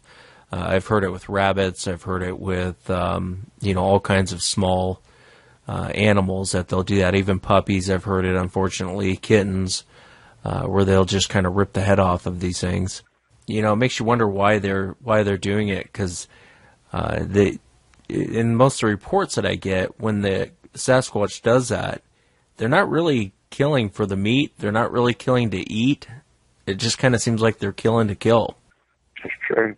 With the pigeons and all that, I mean, it's not like they would make any noise, because the pigeons pretty quiet. It's the chickens that make noise when you go out there, But the chickens are in an enclosed pen, and it's got like a little tin roof and stuff on it. It wouldn't be nothing for it to rip the fence down and all, or the little chicken wire and get in there, but, Yeah, I have a feeling if these things get hungry enough, they have no qualms about doing that. And I'm really sorry to hear about your cousin who had the stroke. That's a shame. I hope he recovers, and I hope he's doing better. Well, he's got to have in a month when he had the blood clot that went up to his brain. They got to let it heal, and then in about a month or so, around December, they're going to do brain surgery to remove it. But the clot's pretty close to the outside. And, they said it'd be pretty easy to get out, so, Yeah, well, I wish him the best, and I wish him a speedy recovery in that situation. I'm real sorry to hear that. I really wanted to ask you about your first encounter. Looking back, can you think of a reason what might have set this thing off? Did you guys, do you think you might have accidentally popped a shot off in its direction? Or, because that's real aggressive behavior to come in and start banging on a camper and shaking a camper. After listening to your show and stuff, one or two things come to mind. That what we would do, like I said, we was kids. We would we thought if we bagged a deer, that we would take a wheelbarrow and stuff like that, and then we had a flashlight and stuff and things of that nature. We'd have that in the wheelbarrow. And I was thinking that maybe the wheelbarrow might have made it mad, or we had, on our first trip that we had went hunting, we went across this little walkway, and I heard, how like when two bucks kind of lock horns? Well, I heard that, and then I heard like a clanking, so I was like, I turned around, and my cousin, he had come on out, past me, and I stopped and turned around and looked, and I seen like two sets of eyes, so I was thinking, man, we got us a deer, there's two of them here. They got the horns locked. I come in close to get a shot, and I shot. And one of those set eyes turned and looked at me. So, I hit the panic button because what I had was a single shot. And when it looked at me, I had my gun breached. So, And so I called for my cousin. He come around the corner. When he come around the corner with his gun, then, you know, the deer and all that scattered. I don't know if I messed up somebody's hunting or we might have accidentally shot in close proximity of one of them or what. But when I seen them set eyes, there was like I don't know what the eye color is of deer and all, but these were like yellow looking eyes was just looking right at me. And, you know, that's scary because I was maybe 20 feet from them, you know. Oh. So if it would have started charging, you know, it would have been it for me. Yeah, you'd have been in big trouble. And it's interesting, though. It makes you wonder what really set this thing off, you know, to come in and start banging on the camper. And that's interesting, too, about your cousin having the encounter.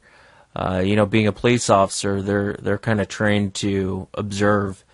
And for him to, you know, not really know what it is, but say it's 8 feet tall and walking over a fence, stepping right over a fence, you know, that's another thing you hear from a lot of witnesses, too, as well, how they just 4 or 5 foot tall fence, they'll just walk right over the top of it. What did your cousin think he saw? He wasn't sure until when it started moving. Then he knew it wasn't. He knew it wasn't a person because he said the speed that this thing moved was just fast, very, very fast. He's chased down bad guys and stuff like that, and he said this thing it was fast, you know. And when it stepped over that fence like you would step over an anthill, and just didn't slow it down or nothing. So he assumed it had to be Bigfoot. I mean, that's the only thing that's built like that. When in the 70s when we had our encounter, we didn't know what Bigfoot was. I mean, I didn't see the Patterson Gimlin film until like sometime in the late 80s. You know, we didn't know what that was. You know what I mean? We didn't have cable and whatever was on local TV, and that was it. You know, because if we had any free time, we was always out hunting and like bird hunting and stuff like that, squirrel.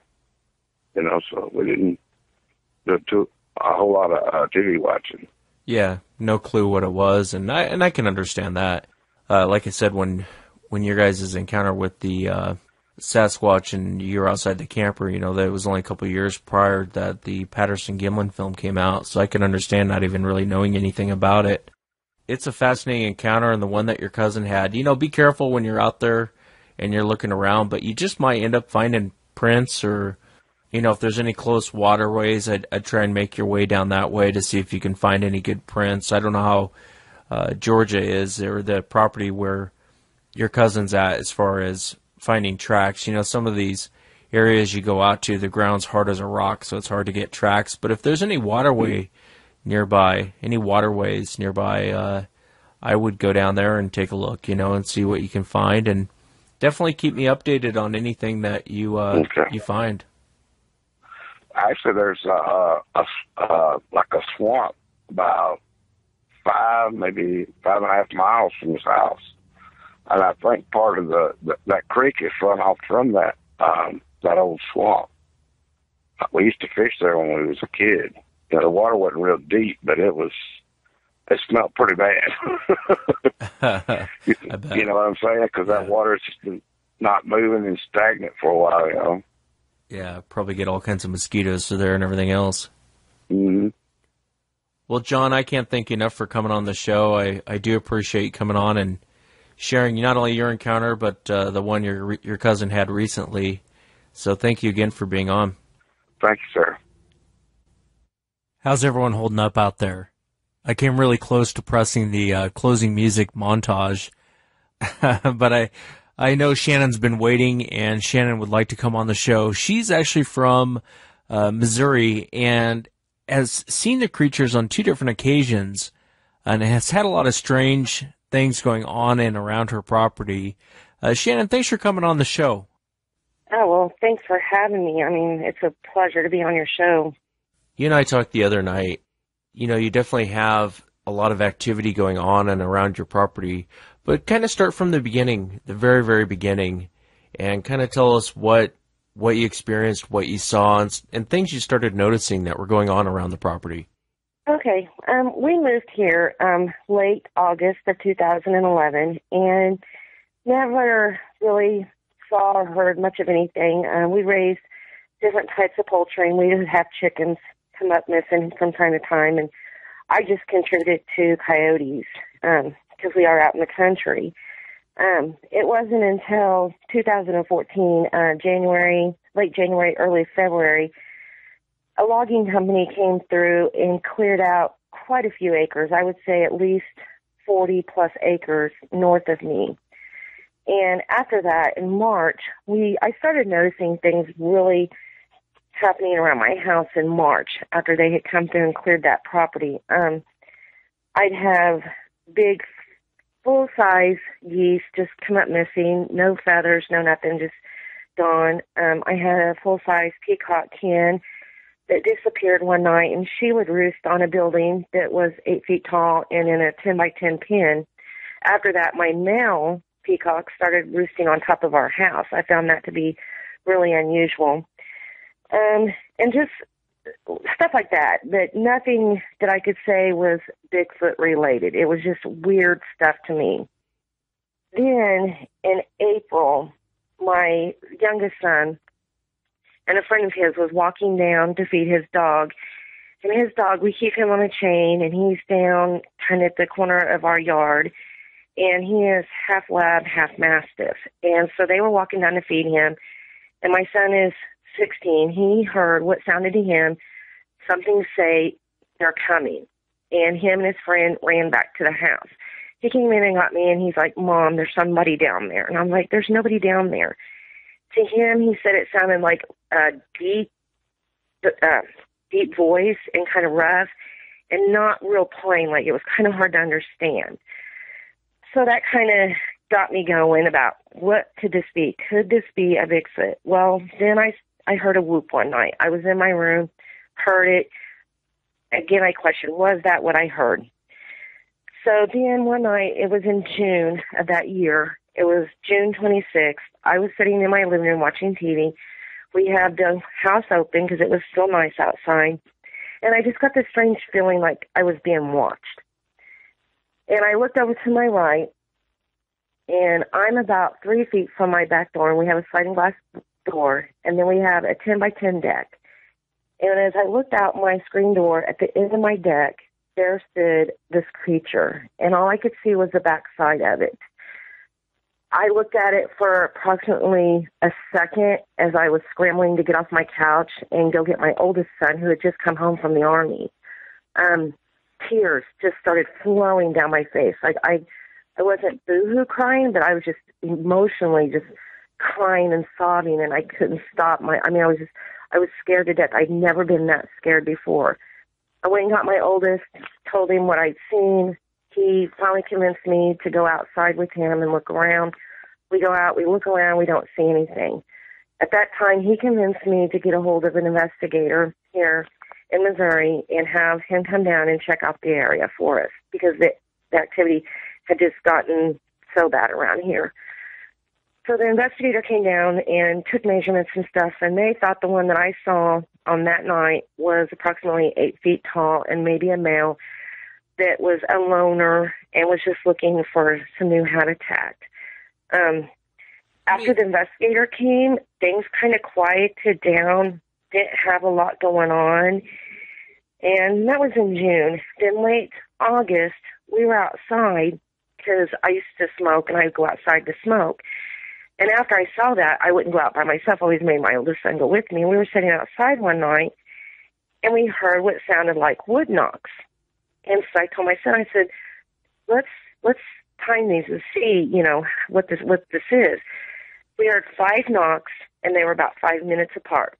And we were like, okay, that's, it was no big deal. Then all of a sudden we heard what sounded like just this crashing noise. It scared me to death. I go back in the house. Finally, get enough nerve, go back out, didn't see anything.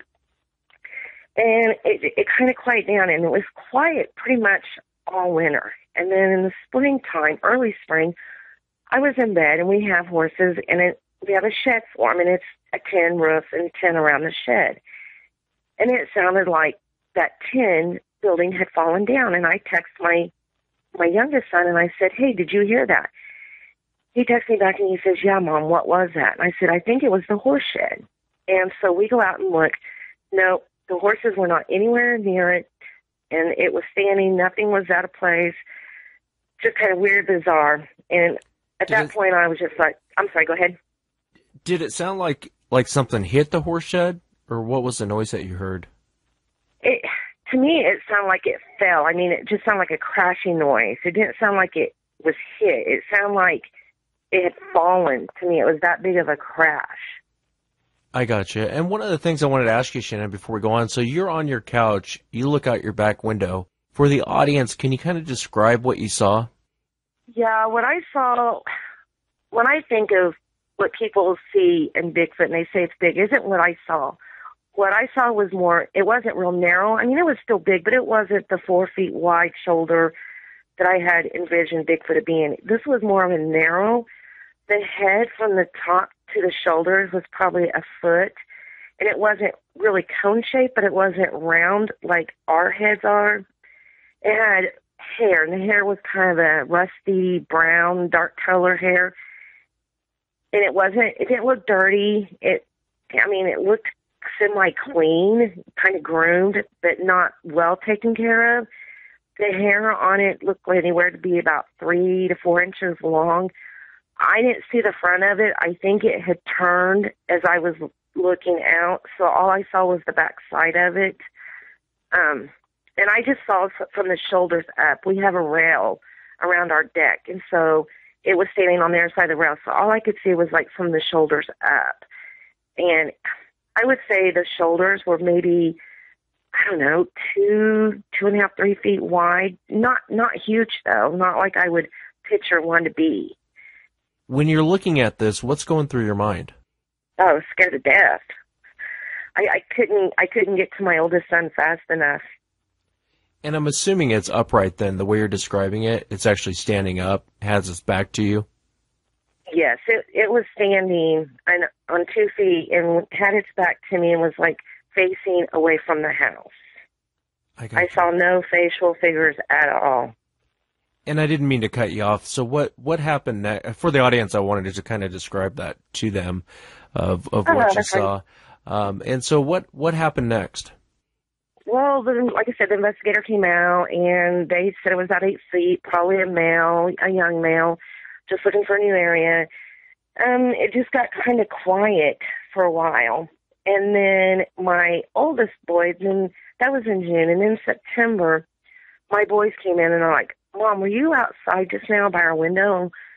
And I'm like, no, why? And they said, well, something's out there talking, but we can't understand it. It just sounds like gurgling noises. And they're like, you weren't out watching a video or anything? And I was like, no, I haven't been out there at all. And so we never knew what that was. I was out. I stay up late at night a lot and sleep during the day. And one night I was out about 4 o'clock, and I heard a whoop, and it sounded like it was back west of us, and it's very heavily wooded west of our place, and it sounded like it came back from inside the woods. I had my oldest boy come out, listen. He never heard it again. And so it's been kind of quiet. You know, every once in a while we'll have a chicken come up missing, something like that. And, I can't contribute to being a Sasquatch, coyote, cougar, whatever. Then my son has a female dog, and she had puppies on October 3rd of this year. And we have them out in the dog pen, which is right behind our house. And the dog pen is a 40 by 15 pen. And on October 13th of this year, the dogs were just going crazy. And it was about 10 o'clock at night. And so my husband had yelled at them to be quiet. And they quieted down for a little bit, and then they started up again. So I got up, and I yelled out our bedroom window, hey, girls, be quiet. And I laid back down, and it could have been 5 minutes, 30 minutes. I dozed off, so a little time had passed. The dog started raising Cain again. And at that point, I was pissed off because I had to get up and go to work, and so did my husband.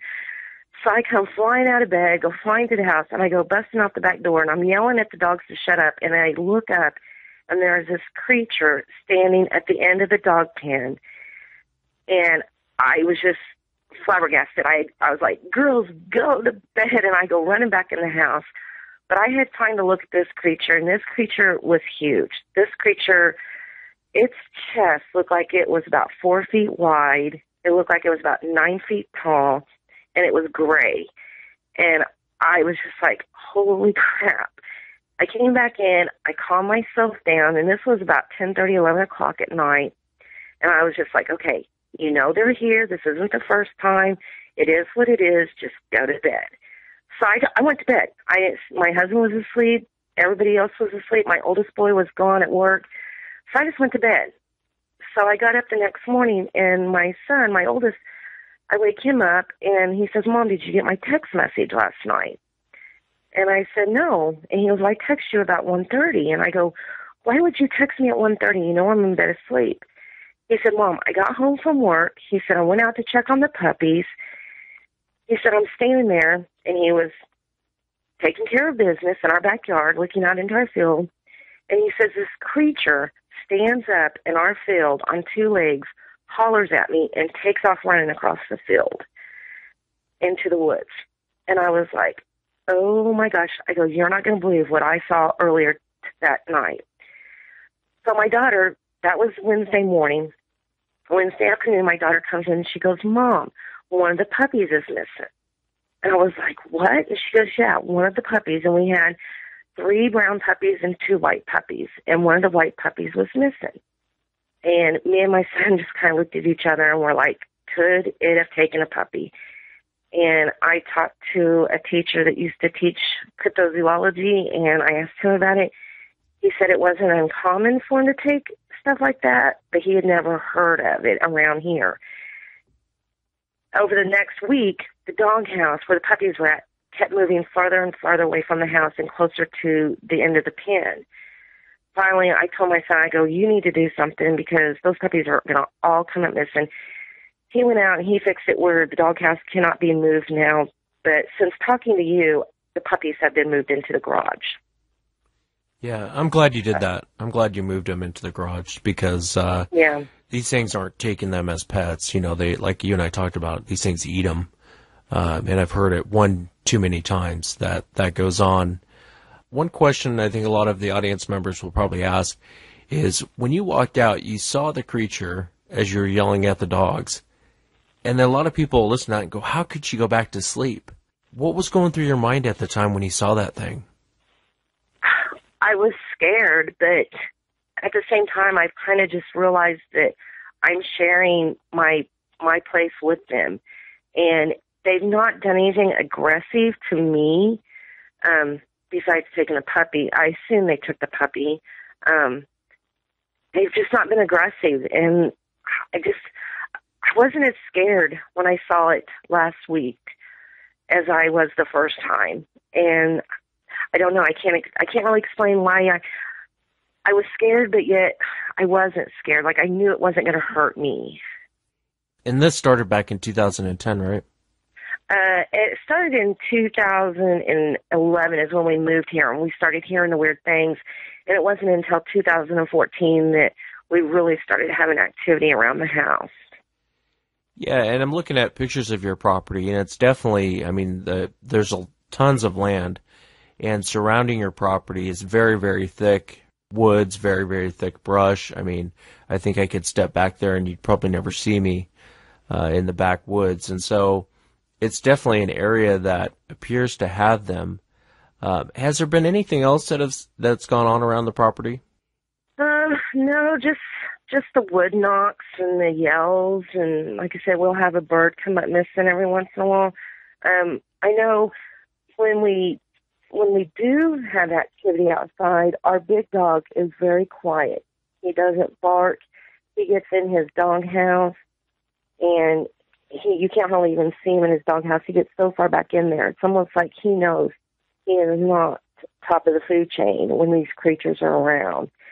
And we have 4 horses, and I've noticed, I've watched them, and when there are creatures around, they will stay up by the house, at the front of the house in our field, and they will not go to the back of the field. But now, if they're at the back of the field, I know everything's okay because the horses are back there.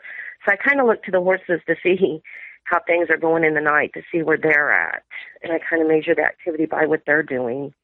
That's smart. That's really smart. You know, I've talked to a lot of people in situations like you're in, and that's one thing that's been mentioned to me a few times is, well, I see what my horses are doing, or, you know, I see what the animals are doing, and then I know if something's around or not.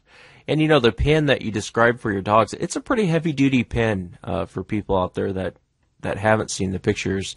I don't see a cougar or a coyote getting inside that pin. You almost kind of have to, like, lean over the top of it to actually get, you know, as a full-grown person almost has to lean over the top of it to get one of those puppies. So I tend to agree with you. I think that, you know, one of these things may have taken one of your dogs. I wanted to ask you, what did your son say he saw, and what was his feeling on the whole thing afterwards? Well, my oldest son, when he came home from the Army, he thought I was crazy. He thought I was a nuts. You know, Mom, there's not such thing. There's nothing like that out there. And him and his girlfriend were out gigging frogs one night at her place, and she lives about 2 miles from me. And they were in a boat, and he was taking the paddle, and he was slapping the water with the paddle to hit the frogs. And he said that he got a flashlight and was looking across the pond, and there was a creature standing between 2 cedar trees that looked like a linebacker in a goalie suit. He goes, I reached down to pick up my machete because that's all he had at the time. He said, when I looked back up, it was gone. And he came home from there, and he was very apologetic to me. You know, I'm sorry, Mom, I ever doubted you. I saw something tonight. And, I mean, he was visibly shaken up. I mean, it scared him. And this is a guy that just came back from the Army, you know. This shouldn't have scared him, you know, like it did. And I could tell it scared him. And so now, anytime something goes on, he goes and gets his pistol, and he comes out, you know, and he goes with me and stuff. But I don't want to shoot one. I want to just leave them alone. I want them to leave me alone. I don't want anything to do with them. Since the incident, I don't go deer hunting. My family has always been big on deer hunting, camping, kayaking, being in the woods.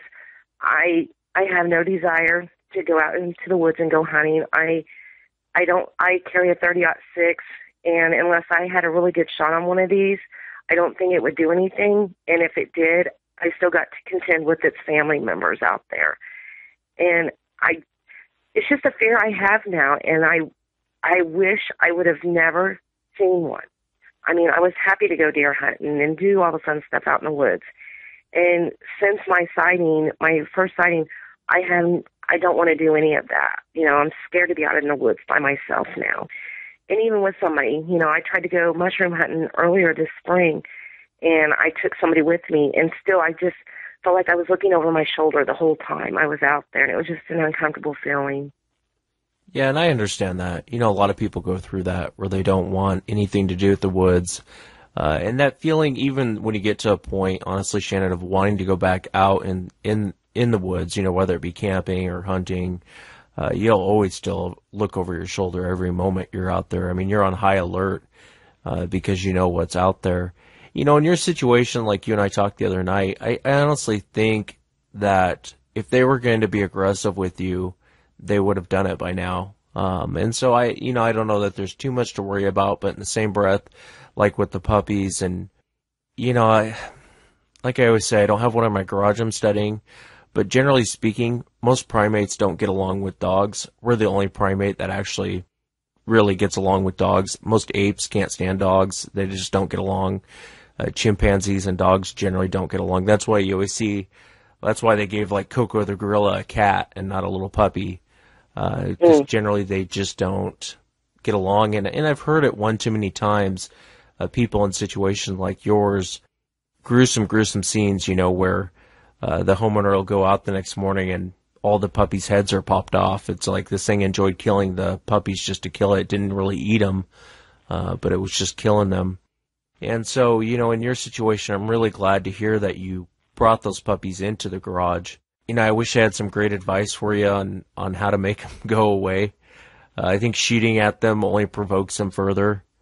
You can try to light the place up, but, and that might work, that might not work. I've heard witnesses that have lit the place up, and then they'll call me a couple days later and say, well, now it's standing out in the middle of the light. Now I got a really good look at the thing.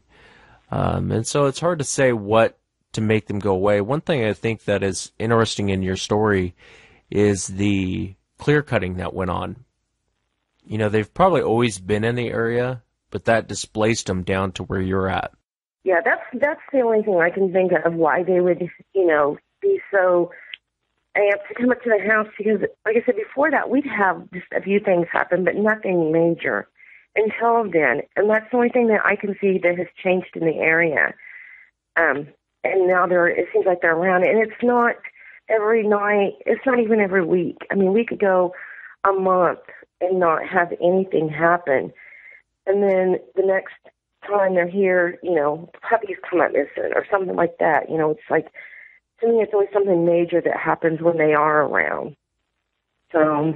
Yeah, and they haven't shown aggressiveness as far as coming up to the house and slapping on the house, have they? No, I haven't heard anything on the house. Just, it sounds like wood knocks, like out in the woods. But that's it. I know.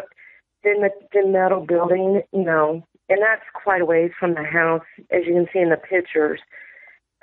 It's not up by the house. So, and I think the reason why the one was up at the house the first time, I think because I was watching TV, and our TV is mounted up on the wall. You can see it from our backyard, and the house was open so it could hear it, and it could see it. I thought maybe it was just because it was curious, and it came up. The one the other day, I really believe it came up for one reason, and that was for the puppies. I don't do wood knocks here at my house. I don't do calls. I don't speak their language. I don't want to entice them to come around. So I don't do a lot of stuff that people do to encourage them to come around. I just assume that they stay out in the woods and with me and mine alone. Yeah, and you might try lighting the place up so they stay off the property, stay off your general area. Because it sounds like they are coming up at night, especially if your sons have heard the chattering. One of the things he said was it sounded like they're coming. And they do have this weird chatter, and I've heard strange things before. I thought I heard one time, hey, you. Obviously, it wasn't saying, hey, you, but I had to kind of stop and go, did that thing just say, hey, you? And I've heard them chatter on a few occasions, but one of the things that I've heard, I think I've heard Yahoo one time, which I thought was kind of weird, the thing yelling Yahoo way off in the distance. So they do chatter in weird ways, and I think sometimes our brain tries to make sense of that. And you can see that in a lot of different places. I don't know if you've heard the Sierra sounds, but if you YouTube the Sierra sounds, someone put in the words of what they're saying, and if you it kind of sounds like that's what they're saying, in the YouTube video. I'm trying to think of an example to give you, but if you ever watch the Sierra sounds, and I can send it to you, Shannon, but it sounds like that's what they're saying, even though I think in reality it's probably not what they're saying. It's just how our brain processes it. You know what I mean? Right. And I wasn't with my son, that night. He walked down there, but he said it was just really hard to, it wasn't like plain English. So then I was like, okay, are you sure that's what you heard? And I thought because he was on his way down to the dog, that's what his mind was thinking. They're coming. Whether that's what was actually said, I don't know. I wasn't there, but he did say that it was just real rough and kind of mumbly. It wasn't plain English, and just a very deep, deep voice is what he said. And then, them hearing stuff out their window, my oldest said it just sounded like Chinese or something. Like they couldn't understand anything that was being said. And they thought I was watching a video outside their window. And I was like, no, I'm in my room the whole night. So, yeah, weird stuff like that. Yeah, and that's pretty common, to hear something and not quite be able to make it out. And for looking at the property, the pictures you sent me, you guys really are in a very rural location. How close is your nearest neighbor? Oh, Well, they're across the street, but our house and their house that's off the road. So a good football player, a good quarterback may be able to throw a football to their house. So I don't know. I'm not very good on distances. It's a way. I mean, it's not a ways, but it's... Yeah, no, and it looks like it, just from the pictures. It looks like, your nearest neighbor would be pretty far away, generally speaking, as a crow flies. Have you ever actually talked to any of your neighbors and asked them if they've seen anything? I've talked to one, and their place is lit up at night. They've got outside lights and stuff, and they've never seen anything. They've never heard anything. And our place isn't lit up. We have no outside lights at all. It's just, when you go outside our house at night, it's just black. And the neighbors that I did talk to, it was just the one. And like I said, their place is lit up. They've got outside lights, and they've never seen or heard anything. My neighbor did call me the other day and asked me what was going on at my place that Tuesday night, though, because she could hear our dogs. And she said, I knew something was wrong the way those dogs were barking and growling and going on. And I told her what had happened, and she goes, I can believe that. I mean, so they believe me. They just never experienced anything at their place. Yeah, well, I'd definitely keep your eyes and your ears open. I'm sure you already are. And, just be careful. Just be really careful when you're out and around your property. Like I said, I think you're probably okay, even though I think these things can be very unpredictable. But I think in your situation, if they were going to be aggressive, they would have done it by now. They would have come up and you would have had a lot of aggression by this point, and you really haven't. And so, then they'll come and take easy meals. A puppy really is an easy meal, even though as terrible as that sounds. But for one of these things, that's a quick, easy meal. Your birds that you had, those were quick, easy meals. And generally, if you have like a cougar or you have a coyote come and take something like that, usually there's blood, usually there's, the mama dog ain't going to let you just take one of her puppies without a fight, generally speaking. And so there would have been some sort of blood, there would have been something for it just to up and disappear. And for people listening, I don't see one of these puppies getting out of this pen. I don't know that I could get out of the pen, you know what I mean?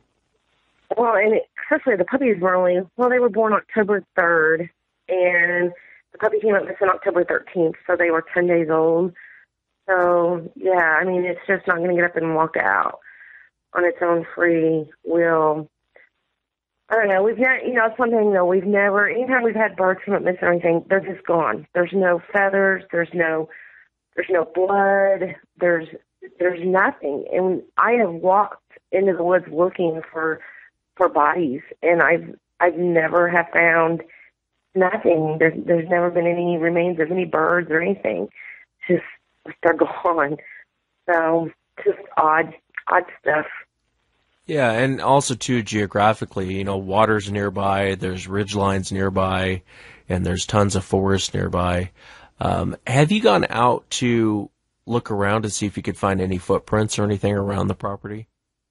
I have, and I've never found any footprints. The weirdest thing I found in the grass, and I told you this the other day, was next to the pen, the dog pen, about 3 inches out from the pen, and a pretty good line down the fence line there. The grass was a different color, like a brownish color. It was just kind of odd, like something had peed on it or something. And I even pointed out to my son, I was like, look at this grass. Does this not look odd to you? He looks at me and goes, that is kind of odd. Because it wasn't the same color as the rest of the grass. And it was just kind of a brownish color. And like I said, it almost looks like something had peed on it. So I don't know. That's the only thing that I have found kind of odd. I've walked into the woods trying to find stuff. I've never found anything. My husband did find some trees back in there that had been twisted about 4 feet up. He said it looked like someone had just twisted them and laid them over into a circle pattern. I went to go look for it. I never could find it. He took pictures of it and showed it to me. But I never could actually find it. I wanted to go in and take better pictures of it. that's the only thing that he has seen. And like I said, I found some skulls, some dead cow skulls in there. There's not been cows in there since we've lived here. Like I said, we moved here in 2011, so I don't know how the cows got in there. And I found 2 dead cows in there, so I thought that was kind of unusual to find the cow skulls and cow bones in there. And they were full body, skeleton remains of cows. So I thought that was kind of odd. Yeah, like I said, it's thick. And from the pictures, you can see how thick it is. I mean, it's not easy for me to walk through there, let alone a cow or something. It's just thick. It's very thick back there, and I could definitely see that you have these creatures on the property. I mean, it's a perfect location for them. And like I said, I think they probably got displaced from the clear cutting that went on. But, like I said, keep me updated with anything that's going on and around the property. And if you come across, if you have another sighting or anything like that, Shannon, you have my cell phone number. Just give me a call. And most definitely I will. And I can't thank you enough for coming on. Oh, thanks for having me. It's been a pleasure. And you do a great service for the Bigfoot community, and just keep up the good work. I know you put a lot of time and effort into the show. Oh, thank you so much for that. And Shannon, thanks for coming on. I want to thank the audience for taking the time to listen to the show. And remember, if you've had an encounter and you'd like to be on the show, shoot me an email, wes@sasquatchchronicles.com. I will see you next time.